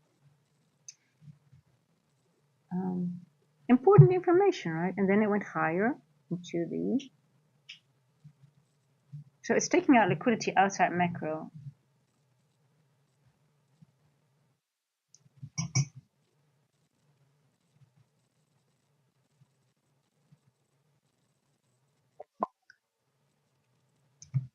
$1.75. Tap into the previous day midpoint, so a valid point of liquidity now. So let's see if we can get a pullback. And I'm still aiming. I would still like to see that 4-hour, 1-hour wick that I was looking for. Like, are we going to get a trade to the downside now? Where's that wick? I need that large wick. Where's that large wick? Oh, here we go. Yeah. So see, we're stuck between two. We have a wick here and we have a wick here. So when you see that, you already know, okay, it's going to be when you have a new candle, right, especially in the 4-hour, and it has a large wick on the left and a large wick on the, well, both on the left, obviously, but to the upside and to the downside, I should say.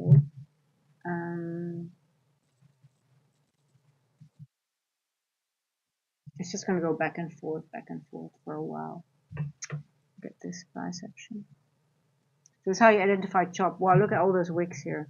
Now I love large wicks, but not if they are making price. I do like when we have normal price action and the occasional large wick because it really helps me frame my trades, and it helps me frame my TPs. Very almost, you can really use those gradients. But when you have a lot of them, then you sort of like, oh, okay, it's just a bunch of gaps and it needs to be balanced, so it takes time. So a lot of large wicks on top, bottom, sideways. It's just chop, chop, chop, chop. So the question now is, if we tap into it, are we going to go now into this area here? And now look how low that area is. Let's go to the 50%. If we are, so we still have to take in consideration this 15-minute. Let me show you the 15-minute breaker right here. So it's a blue box. That's this breaker here. So, that makes me still bull. Oh, come on, that makes me still bullish. But I can't frame a high. You have to go to the 1 minute. I mean, it's a scalper's market now. Like, I'm wondering now, okay, are we gonna go now inside? Shouldn't we be done with the breaker, with the retesting? But then again, we have this area here, and we left equal lows in that breaker area here, right? Right over here. Is that necessary to take before heading higher, right? So that's why for me it's so low probability. Now, well, actually, to be honest, at this point, I might take it. I might be more short biased to this area here, or into this wick. So maybe let's say from here to 666. Maybe even here, just take 671, and that's also that first presented fair value gap. Okay, I like that 671. So I would go short. Okay, I'm gonna do paper trade short 671. See if I'm correct. What time is it? 3:29 TP. I don't care if it's a winning trade. I don't care if I don't make any money on this. It's just I need to get better at scalping anyway. Okay, let's see. My stop loss is above this one. I would do it if the high. It should be above the wick. Might be too early, but yeah. So because on the higher time frame we have this wick. Now, okay, let's see if we can retest, and then maybe it's going to go all the way here. But I'm just taking it to this point here, which is this first presented fair value gap of the 1:30 to 2 a.m. move. That is what ICT. In one of his latest videos, he said that is because I don't have that one. I have a lot of first presented, but I have not used the 1:30 to 2 a.m. So I'm just marking it here because he mentioned it's only valid in London. There we go. So let's see now. Let's see if we can get a retest of it. And then if it's good enough to head back up, or are we going to go to these equal lows into this, deeper into that 15-minute breaker? And see if I'm going to reach it, right?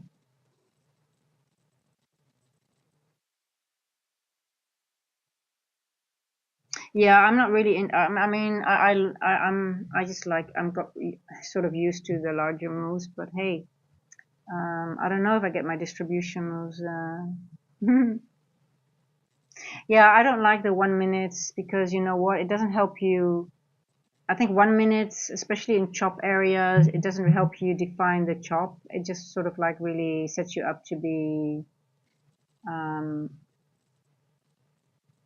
no, I don't do any CRTs anyway. I don't even know. I don't know what CRT. I've heard of it, but I don't know what you're really looking at with CRT. I think it's just another name for what we're already using, right? I think Romeo is one of those guys that stole it and sort of rebranded it what ICT already was doing. But 1 minute, like yesterday, if you only use, well, I don't know, 1 minute CRT, but I'm talking more CISD. If you only use 1 minute, you'll get chopped up because you have so many 1 minutes on the upside, on the downside, and then you just don't see the difference, right? But I think if you do 1 minute and you take very short trades, 5 to 10 points, you're good, right? Because it doesn't matter. It's just no follow through. So, but me as a distribution trade, I just want to have follow through, and I want to be able to identify the chop. So that's why I look at the higher time frame, at least 5 or 3 minute. I'm talking CISD, so that might be a little bit different than CRT. Yeah, yeah, it's all fractal, right? If you go, you can make it as small as you want, but I guess it's good if you want to scalp, and if you know how to scalp, I think it's good to have it in your toolbox, to be honest. But then again, I mean, I get so annoyed when there's no follow through. Like this starts to annoy me a little bit. It's like, okay, here we go. Um, so I'm thinking I'm getting to see some logic in it. Like if it made this run outside macro, now it might make this run inside macro.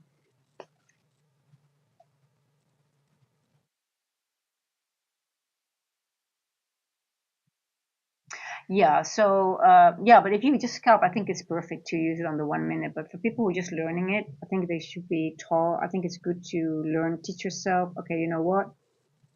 If I want to have the extra confirmation, the 1 minute is not enough. You want to have the CISD on maybe 3 or 5 minutes to get that follow through, to get that 5 to 10 points in a more relaxed way.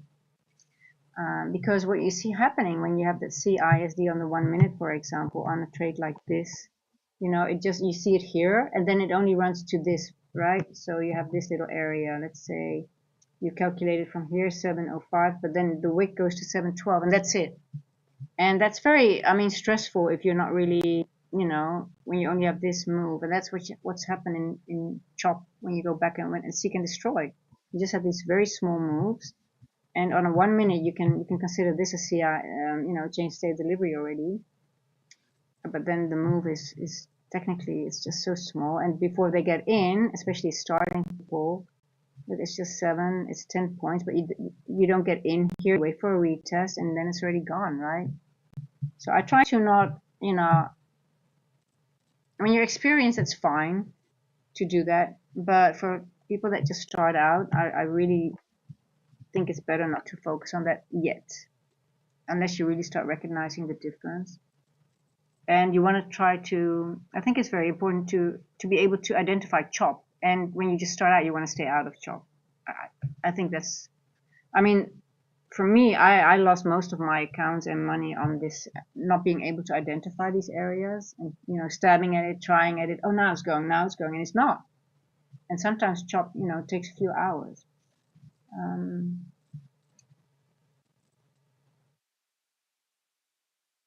Okay, let's see. Let's see if it goes to, let's see if it's going to tap this little. Yeah, chop is bad for business, and it's bad for your. I mean, I get like really. I mean, for me, it's also like, hey, I know people that really like it, and they're really good. They have managed to find logic in it, and they can really they dissected it, and they can see the midpoint, and they see the whole range, and they ping pong between the ranges, and if you can do that, hey, it's awesome. But I just don't think I like it, to be honest. But if we can, but I think it's good to have it in your toolbox at some point. Like if okay, I'm here anyway. Now let's take okay, I know I'm going to frame just a 5 point trade and take 3 minis on it, for example, right? I mean, nothing bad with that. Very tight stop loss, and you just take 3 or 4 minis, and take 5 to 10 points. Very quick in and out. Manage your risk very tight. No expectations. For me, it's my expectation that because I don't like to trade it, I'm going for the longer trade, and then I'm, not doing well on it. But hey, if I'm, well, maybe I might just, I'll be forced maybe to do it now. But we'll see. I mean, it's good to try new things and just.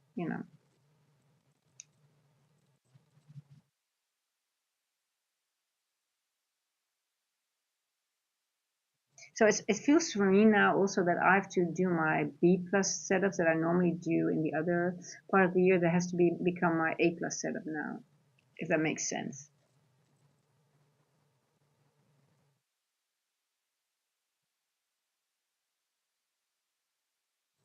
Okay, let's see if we are going into that wick, right? So what I'm aiming for now is that we are going into a 4-hour wick before we go back up, if we go back up. Plus we're also, again, still in that 15-minute. It's a large breaker, by the way, and that 15-minute breaker. So let's see. And if we go below the 50%, that tells us also, okay, we might disrespect that bullish breaker, right? I want to show you guys what I'm looking at.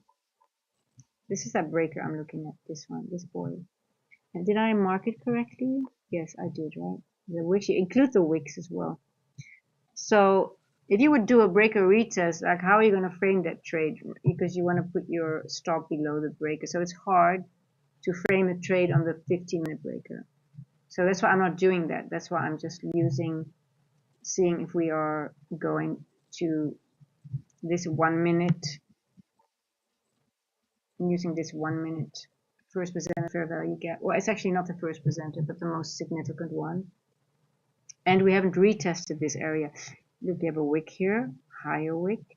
Let's see if we can tap into it.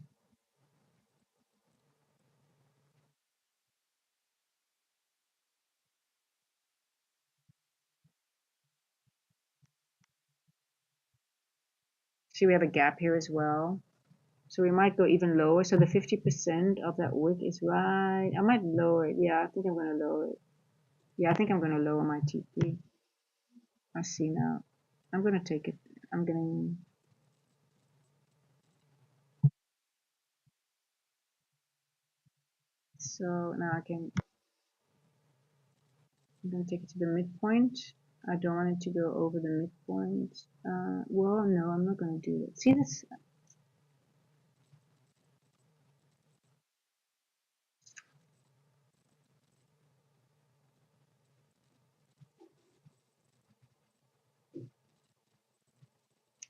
Now let's have a look how far did we go into Asia, because I think that those levels are respected as well. Let's go back to the 5 minute.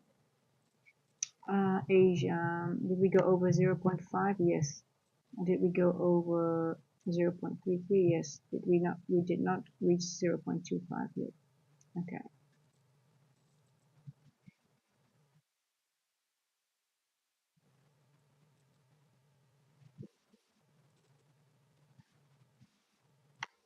Might be a little bit too hard to, I might be asking a little bit too much for that 0.5. But, but.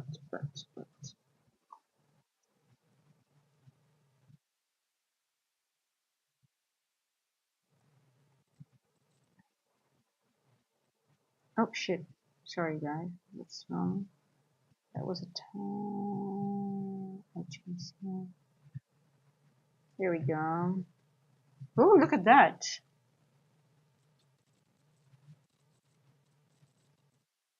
702. The magic number. Exactly on that little gap on the 1 minute. I'm actually inclined to take that on my account, to be honest now. I see now a couple of things lining up. I feel more confident now. We get the 350 to 410 macro coming.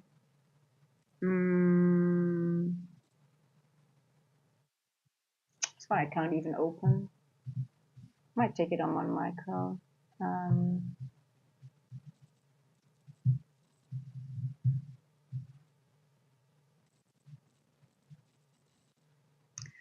How many points is it? Such a small move.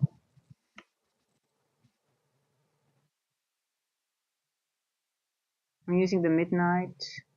I'm gonna. Oh shit.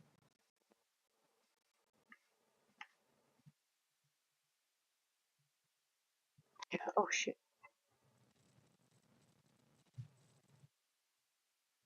667. How many points? Oh, okay.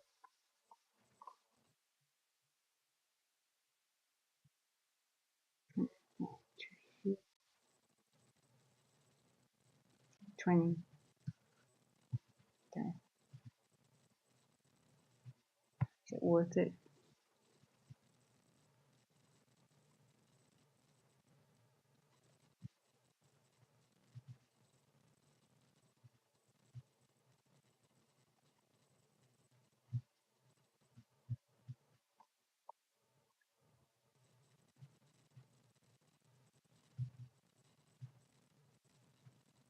I don't know. I don't think I'm gonna do it.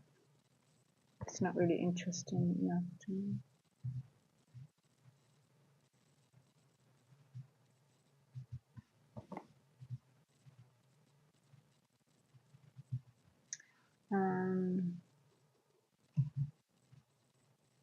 I might make that run in the next macro, but maybe not. Because you know what I start noticing as well, like you see, there's no body going into that breaker anymore as well. Let's see. We did hit the Q, and sort of makes sense that it does go into that 4-hour withdrawal.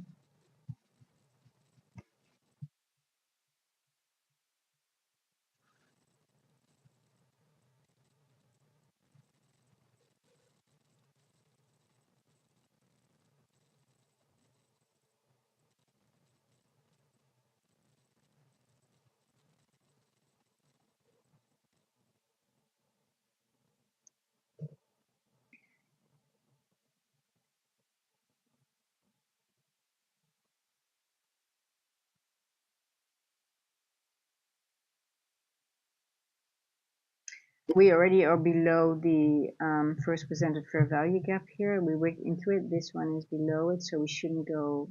We shouldn't enter this wick anymore. First presented. So we're sort of like going dripping down already.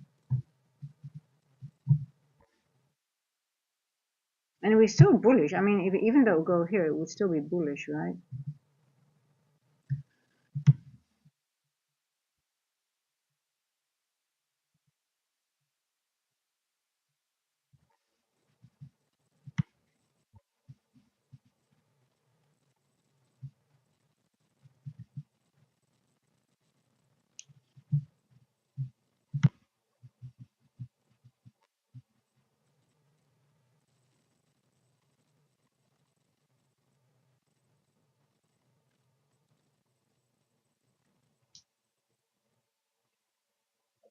Now let me check something, guys. Hold on.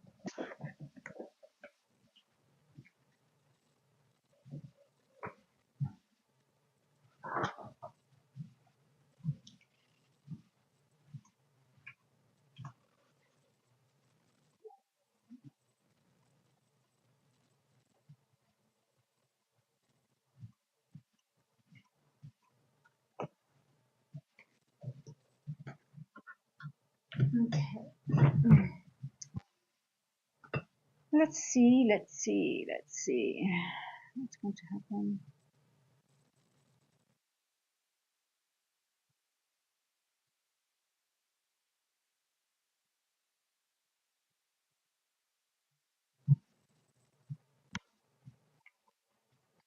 Now let's see. If the body goes through it, it's not gonna be in play anyway. Yeah, see, good thing. We don't play.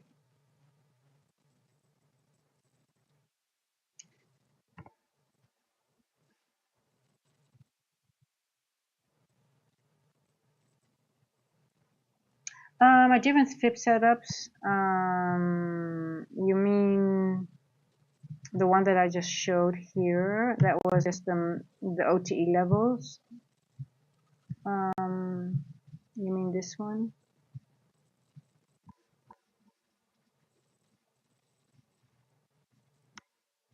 This one that I showed? Is it this one that you are asking about?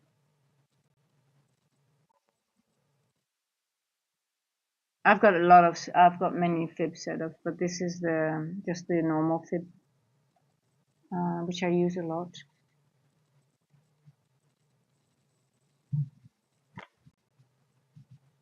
Oh, it's already here. It's double. I was like, it's seeing double. This is the golden zone, right? 702 is.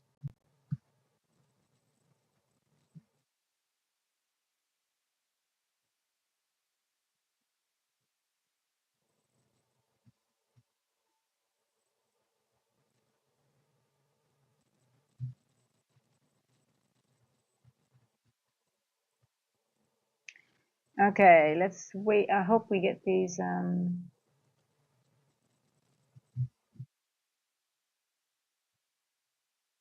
I hope we're getting a nice macro in the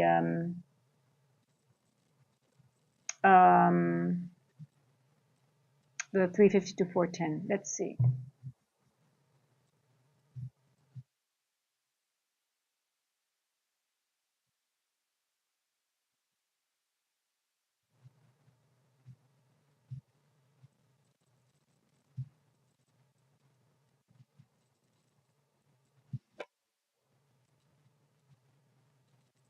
It looks like some new JavaScript indicates on TradingView does all the job for us automatically nowadays. You know what I really would like, that they would pop up when the price gets near it, so we don't have everything on our screen all the time. So that would be even better. Like for example, if I put on all my NWOGs, it doesn't show them. Or for example, I have to put them all on to show my event horizon, and I have to put them all on just in case not to miss an event horizon. But I wish it would not. They would not pop. They just would pop up in prices, like for example, 50 points near them. Or I could tell it, hey, listen, don't show the NWOGs, but just only the event horizon. And when we get close to it, just show the end walk that it pops up, right? Something like that. That would something that will be. I'm looking forward to in the future.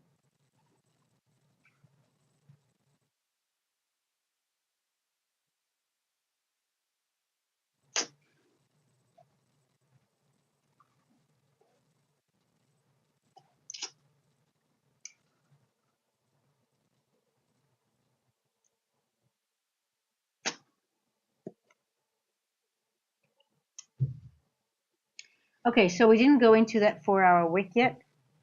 Are we gonna go back up yet? Oh gosh.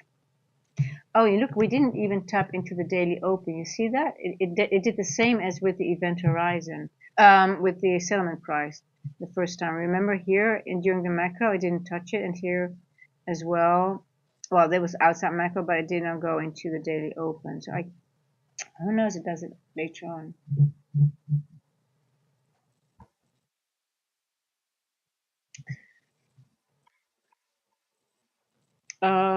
Did we have a silver bullet, by the way? Was this a silver bullet? I guess so. Not really. Oh.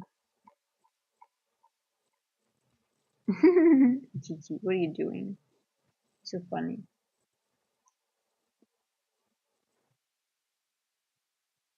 I used to ask it to just code it for me. It can pretty much. Oh, did it? Did it code it for you? Really? Really? And does it work? That's amazing. I think it's pretty awesome what it can do. But some things don't really work that well. But hey, if that works well, I mean that's pretty awesome. Are you using a um, an indicator that is coded by ChatGPT for TradingView? Then you just let it code from the beginning to the end, and that's pretty awesome. So you can make it like really like make one that is suited for your specific trading then. Wow. And would that be the paid version or the even the free one?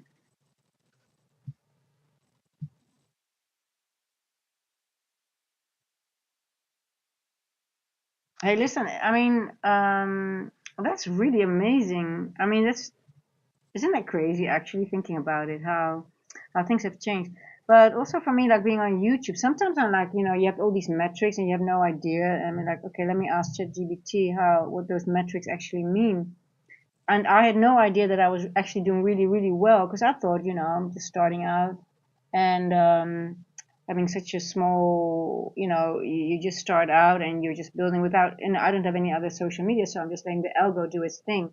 But you have this retention rate, and you have no idea what it actually means or how it, relates to specific things.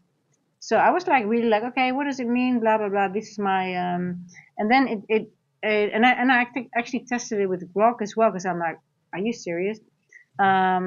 So it does help you a lot to, and it's very mechanical, and they do know how algos work from other things like YouTube. So to be honest, people talk really shit on it as well a lot of the time. I'm like, it also gives you some really good information. Unpaid, but after a few questions, it starts forgetting the conversation. So paid is better, I guess. Um, yeah, I wonder. I think with the paid, it's just you have less. It uses that good model for just a few for your first questions, and then it uses an older model. So I wonder if that forgetting is also not. It's just a glitch in the system. To be honest, but yeah, I know a colleague of mine. He says, well, we use it in our business. The company just got the whole company a paid, and they just do everything with ChatGPT now with the paid version. And he says, I love it. So I guess yeah, um, it's sort of awesome. But on the other hand, I just don't want myself to go lazy in a way. Like if I write my script or if I make a video, I want it has to have my identity in it and not like a ChatGPT script that you copy paste, right? It can help you sometimes with the title and things like that, but you recognize it very easy. If people have a, chat GBT as a script or a title.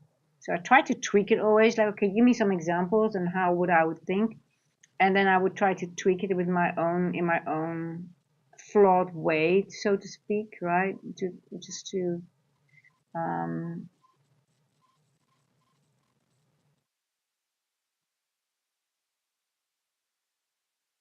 Oh, really? You used to select grog and chat. What did they say? Did they give you any advice? I think they tried to stay sort of like neutral, right? That's so interesting. Yeah, I should. Yeah, you can. I think you can ask them the craziest things.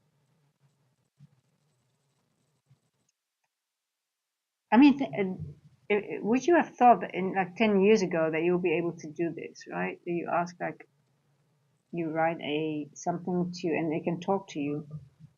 You can literally talk to them and they give normal sentences back. I might be the laziest trader on the planet. And you most likely even let ChatGPT and Grok trade for you. Hey, no, you know what? My old colleague, he actually says you have to be smart. You have to be able to know how to use AI nowadays, and that's how you get ahead. It's not being lazy, but it's actually being smarter. So he's actually, well, he also makes jokes that he says, I'm very lazy, so I just want to make things easy. But he was a very good colleague. But he's always trying to find ways how to make things easier so he can get more done. So I think it's a smart way. So he loves ChatGPT. He uses for everything. So I guess, well, he makes fun of himself as well that he's lazy, I guess. But yeah, I think it's just a smarter way of working. You utilize what you have, right? And but I'm curious. What did they really give you an indicator? Did they really name in or do you? I mean, I think they would ask you what do you use and what is your trading strategy? What do you look for? And then they come up with the indicators that are useful for you.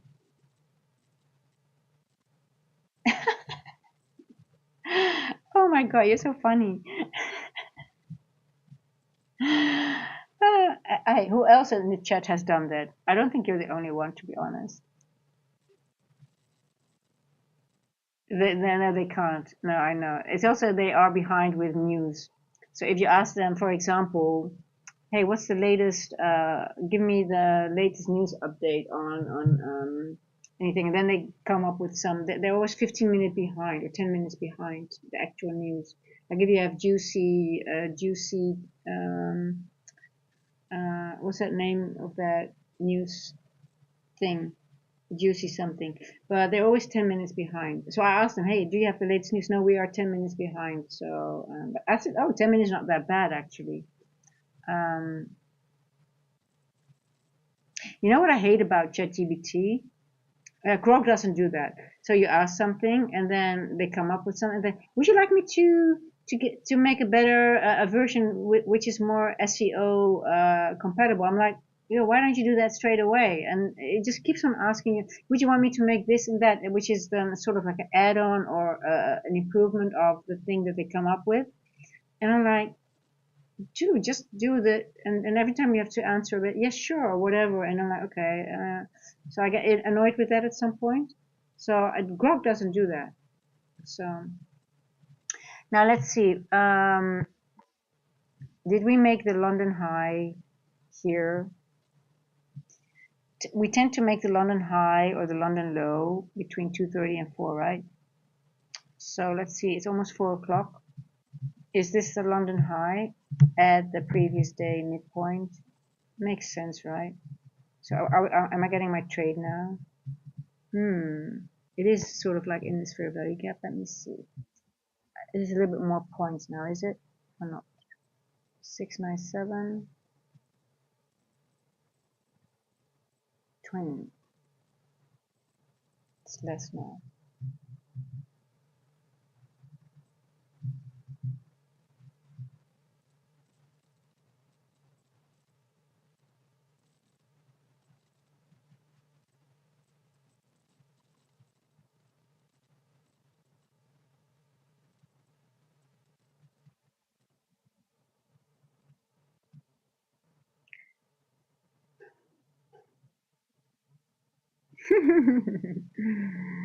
Oh, it's, I also wonder what we are sharing with ChatGPT at some point, or with Grok, if they can use it against us at some point. If there is something at some point that they can extract it and they can know a lot of things about us. I'm just wondering if they want to do. I mean, it's all stored somewhere, right? And are we actually? I'm just curious if they can really, because I know some people what they. I mean, a lot of people share a lot there.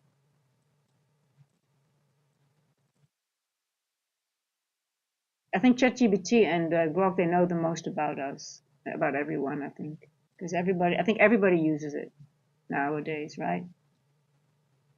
Okay, what time is it? Almost 4:10. Let's see what we're doing.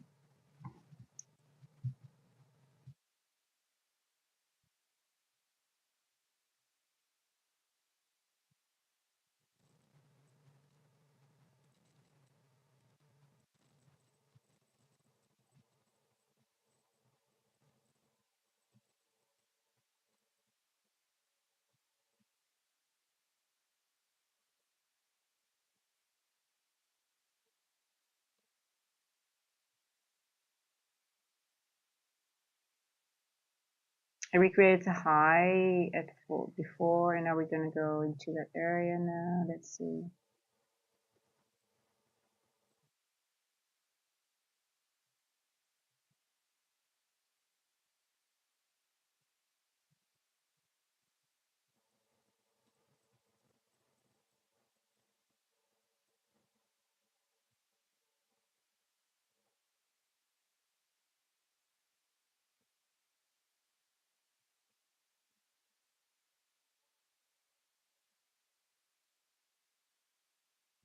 Yeah, so I think we're gonna go here now. So it's because the high is in. It's gonna rebalance it out now. It's gonna go into that wick now, using that 4. It's gonna use that 4 a.m. in volatility injection. It's gonna go large move to the downside now. I think. Let's see. Yeah, this is. Let's see. It's gonna go here. 674. Yeah, let's see. Let's see, we can go through this one more barrier. That's at first percent fair value gap of the midnight area. Okay, let's see, where are we?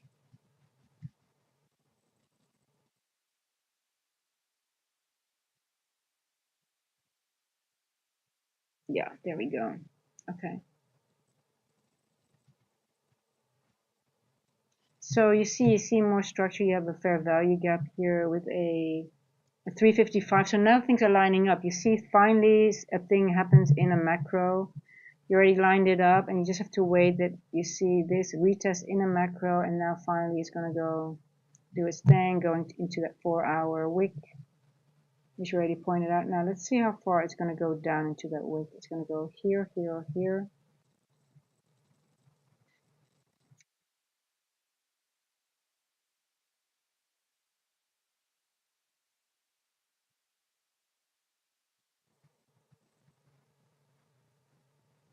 Let's see. Come on, go a little bit. Come on, give it a little bit more of a push to the downside. Do it. So you see, finally, time and price is lining up, right? So this is, I guess, the silver bullet, because we didn't have any retest in a macro. 355, beautiful, and then it went down, and then the 4 o'clock is right below the first presented. Now let's see.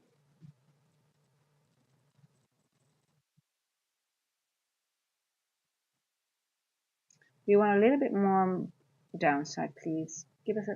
Oh, oh, that was electrical. It didn't feel nice.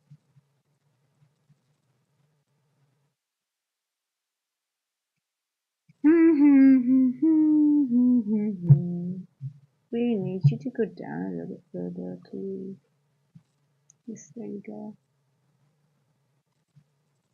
Please go to the 25% maybe.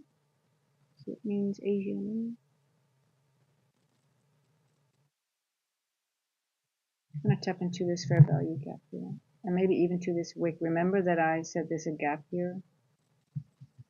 And this gap has been created, in an important time. So it's all time. So I do believe we're going to go into this little gap here. I mean, with 1 micro, by the way.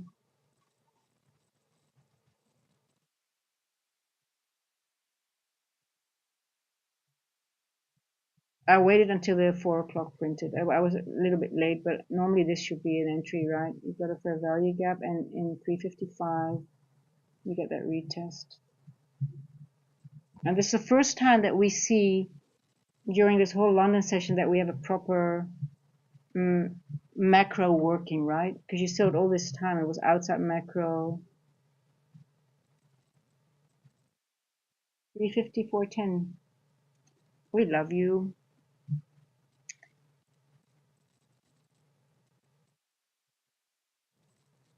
Yeah.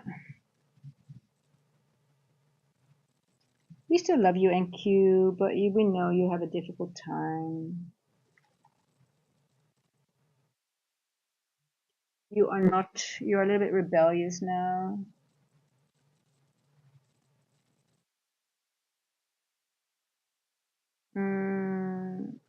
Let's see if we can go higher, or does it go? See if it goes. Or are you going to create some more liquidity to be taken out at another time? So you can destroy, baby.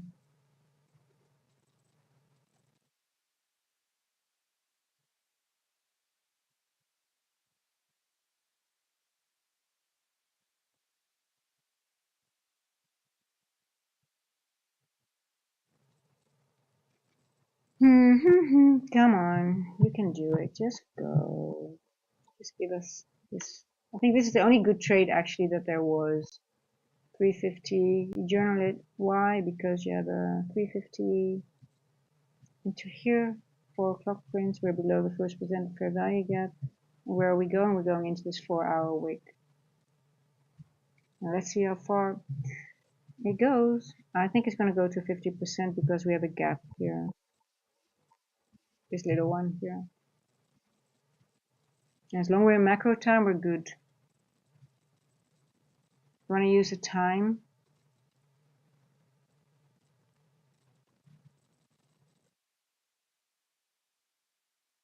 This was a trade. I think this is the only trade there is in London. I think after this we should be done.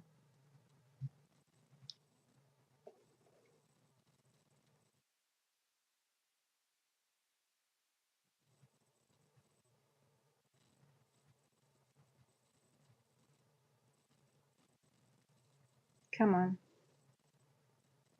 Let's even go into it. It could be done because it's 25% and but I don't know. This little gap here is just sort of like too juicy to leave behind. Let's see. 6 past. We still have a few minutes to go.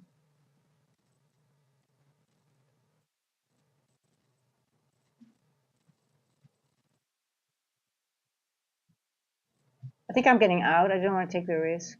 I think it's going to go, but I'm just getting out. Taking my money and run. And this is going to go. I'm out. But yeah, it's just a very small trade, to be honest. 25 bucks. It's okay.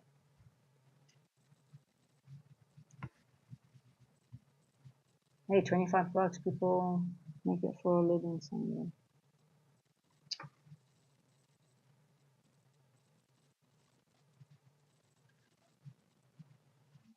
Okay, let's see if it goes. I want to see if it goes inside of this.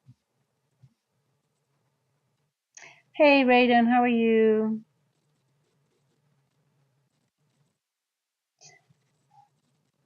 I've been trading 6 years and 3 years ICT. Yes. How are you doing, Raiden? How's it going? Okay, so I got out just to be sure because I don't trust the price action and because it's also bouncing off the end. I call it the end, the beginning of the end walk. Now it could still go inside of it, but in days like this, I don't take that risk, so I just get out and I just, but I do believe because we have this gap and that lines up exactly with 702 of that, that measured move. Here we go, 702, right over here, and it matches with 50%, and it's a gap, and it formed within the 1:30 to 2 a.m. Eastern move. So, hey Gabe, yeah, 20. I believe this is a 2022 here, right over here. That was the entry actually that presented itself today. Yeah, I combine things, time, but everything. If I see a 2022, yeah, I would definitely trade it. I think this qualifies for 2022. We have a rate here. We have a retracement. We go back up into it. This most likely is also a again 7.2. So yeah, this is model 2022. My trade wasn't I didn't really I didn't actually got in here, to be honest, but this is the best trade of the whole London session. This is actually the silver bullet because we didn't have anything happening within a macro. So this is the macro time, 355. We go into this fair value gap and then we break down. We go below the first presented into that 4-hour wick that I've been pointing out all the whole London session. So that's this wick, and I said we're going into this wick at some point, and we're going right into it right now. During the macro, there's a gap here. We're going into the wick, but it's also the first presented fair value gap that was actually created between 1:30 and 2 a.m. It's similar to the macro that we have and to the time that we use in the PM session. So this is how we use it as well. And because there's a little gap here, which matches up with 50%, I'm sort of like, okay, let's see if we can get there. We might not be able to get there. We might stall here or here. But then again, that's why I took my trade off right over here. Raiden, I learned today about accumulation, manipulation, distribution. Okay, good. Yeah. I'm an AMD trader. So I literally frame my large trade, the distribution trades from AMD. But then sometimes it's hard to really frame the manipulation move. So on the higher time frame now, I find it difficult to really see, but it was really a 1 minute or 5 minute AMD here. But it was not an easy AMD, right? I mean, this was the accumulation, manipulation, distribution. So this is how you frame a market maker buy and sell model as well. It's always, everything evolves around AMD, power of 3, market maker buy sell models. At the sell side, original consolidation, sell side, buy side of the curve, and we're done here. And then we're now retracing. But I do think we're going higher. Maybe, let's see. If we do not break this level, we're going back up. So I think we are okay. No, I think we might be done with this. This is the original consolidation, and we went into it here. But we could go higher. But I think after this trade, I'm done because I think we're going to go back in. I don't know what it's going to do, but I don't think it's going to be pretty. I'm from the Netherlands, but I live in South Africa. Let me open the curtains because the sun, it was too hot. I had to close the window. Because I was sweating my, let me just use this wood. Here you go. South African trees for you to watch. Beautiful South African trees. You see them? It's like a canopy. I live in sort of a nature reserve here. So beautiful South African trees and South African birds you hear, and South African leaf blowers from the neighbors. So, but I'm from the Netherlands originally. So I moved to South Africa, and I'm living here. This is now my home. I'm originally from the bush, so this sounds really weird, but I moved to the South African bush near Kruger Park. But now I moved to KwaZulu-Natal to be near the beach for 1 year. but I'll be moving back to the bush, so you might see a giraffe pass by the window at some point. Yeah, I came here to also do voluntary work. That was the point of moving to South Africa.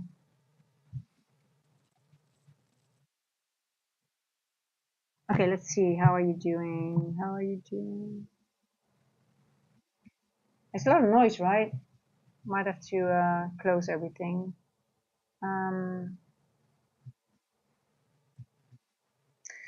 well, guys, does it make sense? Does this? I think we waited a long time for this trade. Did anyone take that trade in a better area where I did? I'm just curious because I did not enter in the proper because I was sort of like not really interested in trading. But did somebody enter in this move here?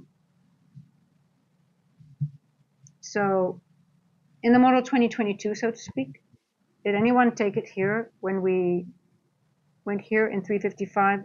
But I think this was a good entry as well. When we went below the 4 o'clock, when we went below the first presented fair value gap right over here, and we start to get distribution here right as well. Then you have another retest, right? It's a very small one though. You see this one here. This one was sort of equal. This one didn't really retest, but I guess the only one was here that really gave a clean one. But I waited until we got below this one here, and then I just market ordered in. That was how I did it.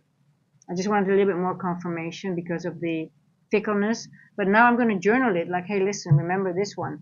We did everything outside macro, the run. It took out liquidity outside macro. And then the next one, 350 to 410, was actually the macro that everything lined up. And you can safely, trade it to, I guess, this level here. It did not go into the 50%, but what did it do? Oh, are you going now? It did hit the 25%. Let's see if it goes now. But then again, I'm just a little bit more careful once we get outside macro. We hit the 25% of that 4-hour wick. But this is what price does. When you see wicks, you just know it goes back and forth, back and forth, back and forth. And then you wait for the wide macro. And it was pretty clear that it would go down at some point, right? But then again, it didn't go to the 50%. It just went to the 25. Let's see if it goes now. I'm going to close the door now with all the, I don't know what they're doing.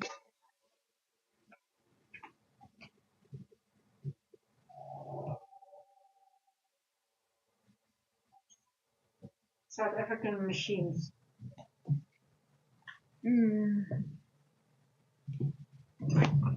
Let's see.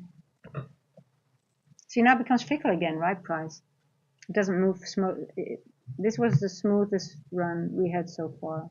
But again, here, look here.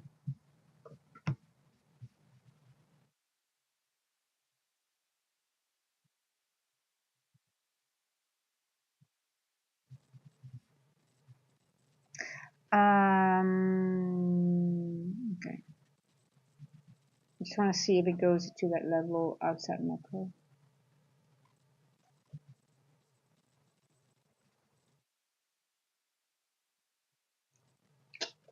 Did anyone take that short as well? Did anyone manage to grab some a little bit of that move?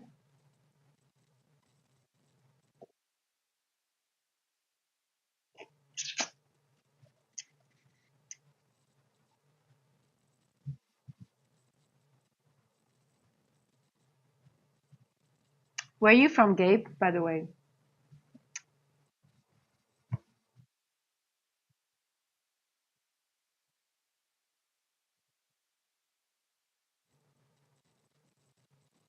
Oh, there we go. Oh, nice, nice, nice.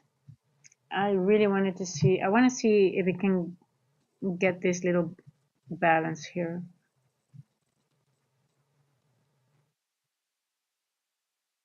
So I don't want to hold ISAP macro. So in the moment it goes, why? Because I don't know if it's going to go back up into this little fair value gap here, right? Because there's also a little gap here, right? And you can see on the 1 minute. So I'm not taking that risk. So if my price hits this and it's like, what time was it? 417, or I think it was even earlier.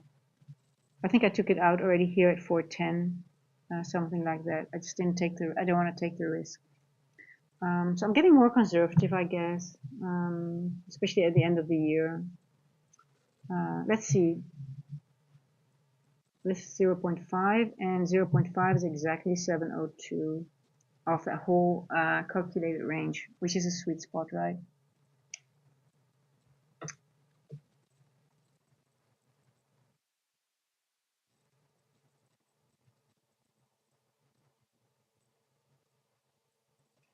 Okay, after that move, I am going to touch some grass. I'm going to do some nice.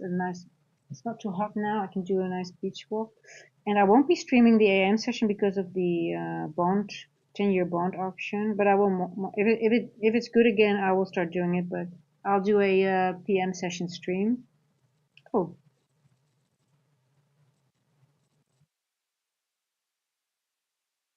Okay. There we go. So it's running, but hey, it's 4:19. I have to journal a lot of this area, what happened. It's a lot of work.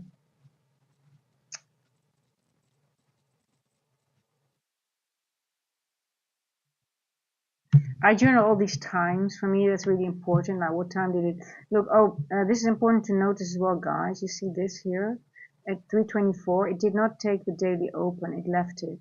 So once it goes up, it's still a daily open. It's still a point of interest. Let's see if this takes this little gap. Come on, I want you to take this gap. It's gonna do it in a 22.31. There we go. Boom. Beautiful. Cycle around. Almost.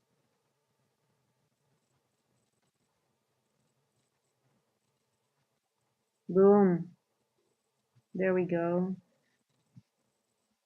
Wow.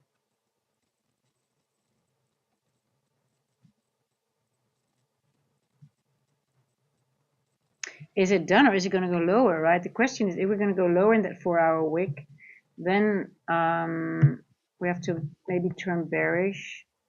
But so once it's done,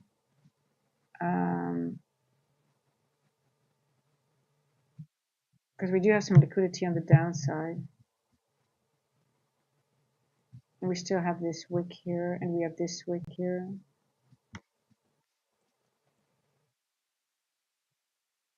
Oh shit! Top chat again.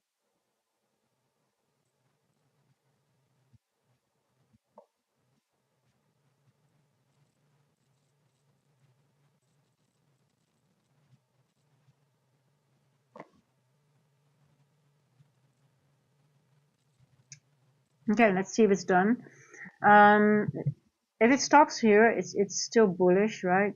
But if it goes below the 79% and it goes lower into this wick and takes out the whole wick, then this becomes a liquidity at some point. But we'll have to see.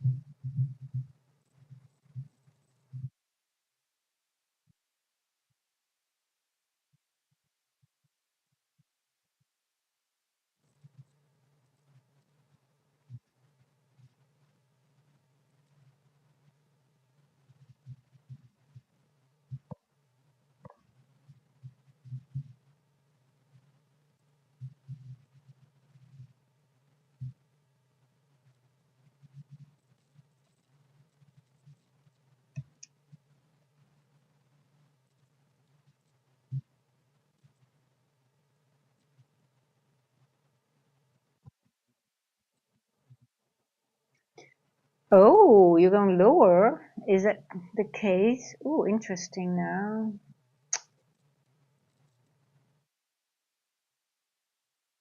Um,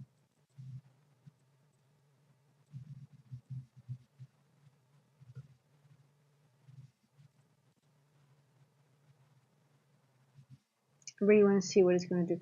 When it starts running between 20, let's see if it's really, if it's going to use the whole block of 2240 to run.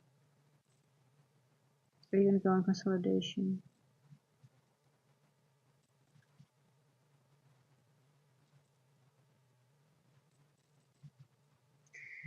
Wow, we might have a bearish continuation. Ooh.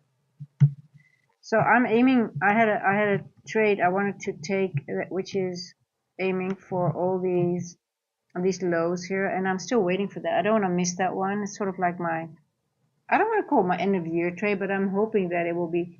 I was hoping we'll go more a little bit up and then have a clear AMD and a manipulation move, and then the distribution to this side and take out these wicks. But I just don't hope it's going to happen when I'm not watching, because that's, yesterday I thought we had this beautiful move to the downside as well. I managed to take some of it, but it wasn't as clean as I thought it would be, and we took some of those wicks out, but we created another two equal lows, right, as you can see here. So, but we've got a lot of liquidity. All these wicks are sort of like points of interest now. So I'm just waiting. I think we're going to get a nice move to the downside, take out everything at once. So we'll see. But that's something I'm looking for myself. But I would rather have a move to the upside first. But I don't know if we're going to get it. It's a little bit confusing for me. I really have to sort of size down a little bit and look at smaller areas, because higher time frame, I don't know, because we're still in the 15-minute breaker. Let's see.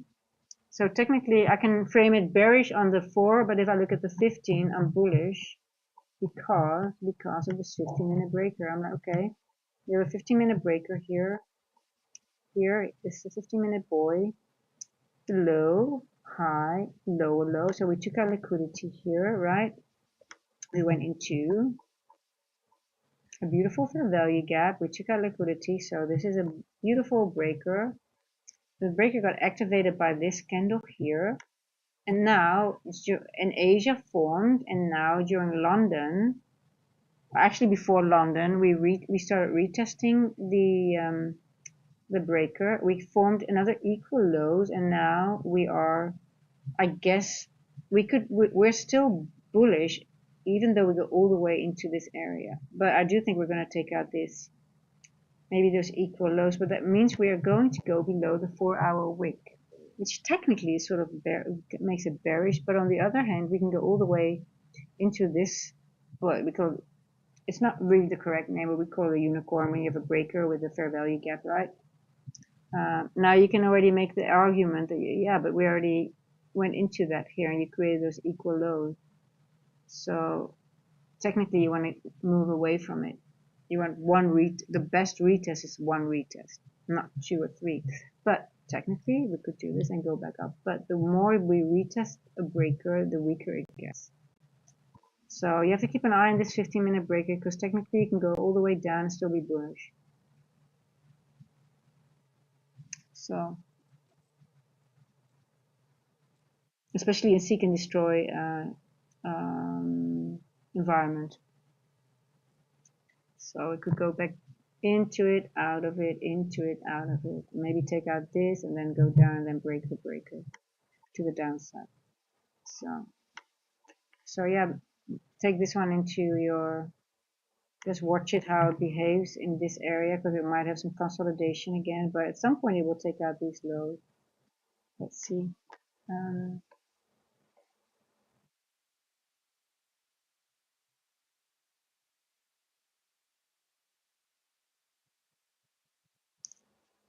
Any questions or remarks or comments or something that needs to be clarified?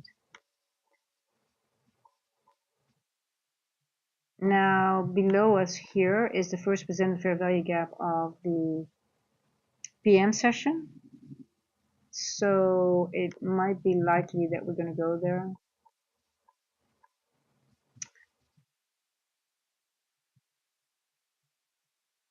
You see, that's below in the breaker. Oh no, it's not. I'm sorry. This is another calculation. I'm sorry. This is this whole range. So there are two different ranges. Hold on before I say something. So you see there are two different ranges. This is the parent range. This is the whole dealing range. Now we formed a small range during, it's just after Asia, right? We formed a new range here. And that's the one I calculated for this move. But the whole range is here. We can go all the way down here and still be bullish.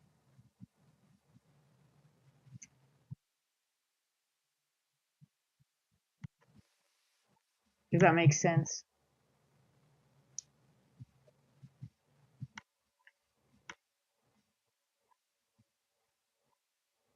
So you have equal lows here and you have 0.5. So let's see, if we're going to go further down, we might go all the way down into this area as well. So then we might go all the way through this week. It all lines up, right?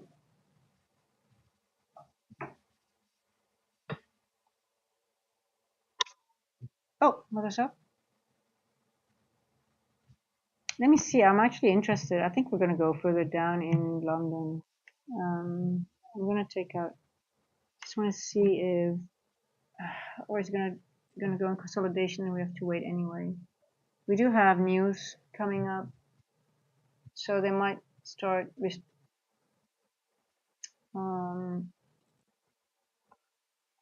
What time is the first news? I don't think we have 8:30 news right now. 10 a.m. 10 a.m. is the jolt, so yeah, we might get some more consolidation. We have some consolidation here, so we might go back in consolidation before it takes out this. I guess they could wait for that, right? So we're not right now we're at 0.5, so we might, yeah, it might be enough for now. Yeah, okay. I think I'm just gonna. I'm not gonna wait for that. I think I'm just gonna leave it.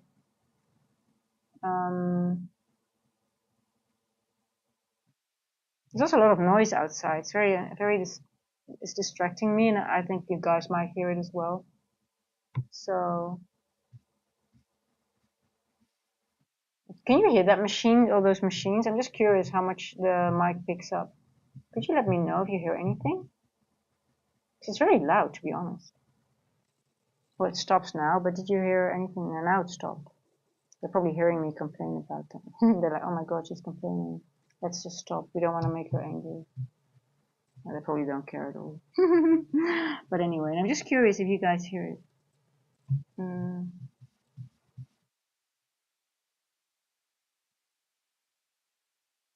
Guess not.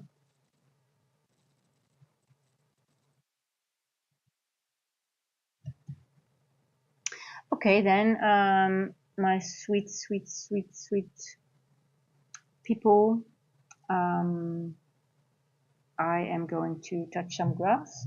I need to do some groceries.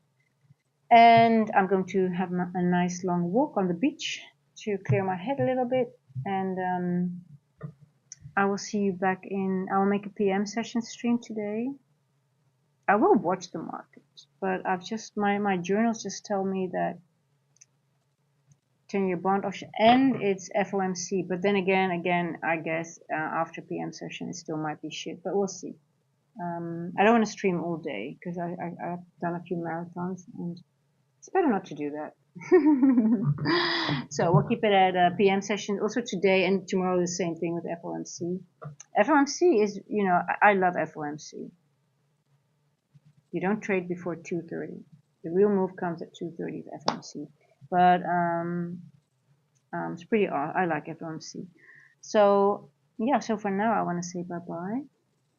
Don't overtrade, be careful. And I'll see you guys later today. And thank you so much, guys, for supporting, hanging out with me. I really, really appreciate it. I see we have some new people as well that have joined. So thank you so much. And I'll see you guys later today. Ciao, and stay safe. And journal the price action and look at the times, what happened when. Ciao, ciao.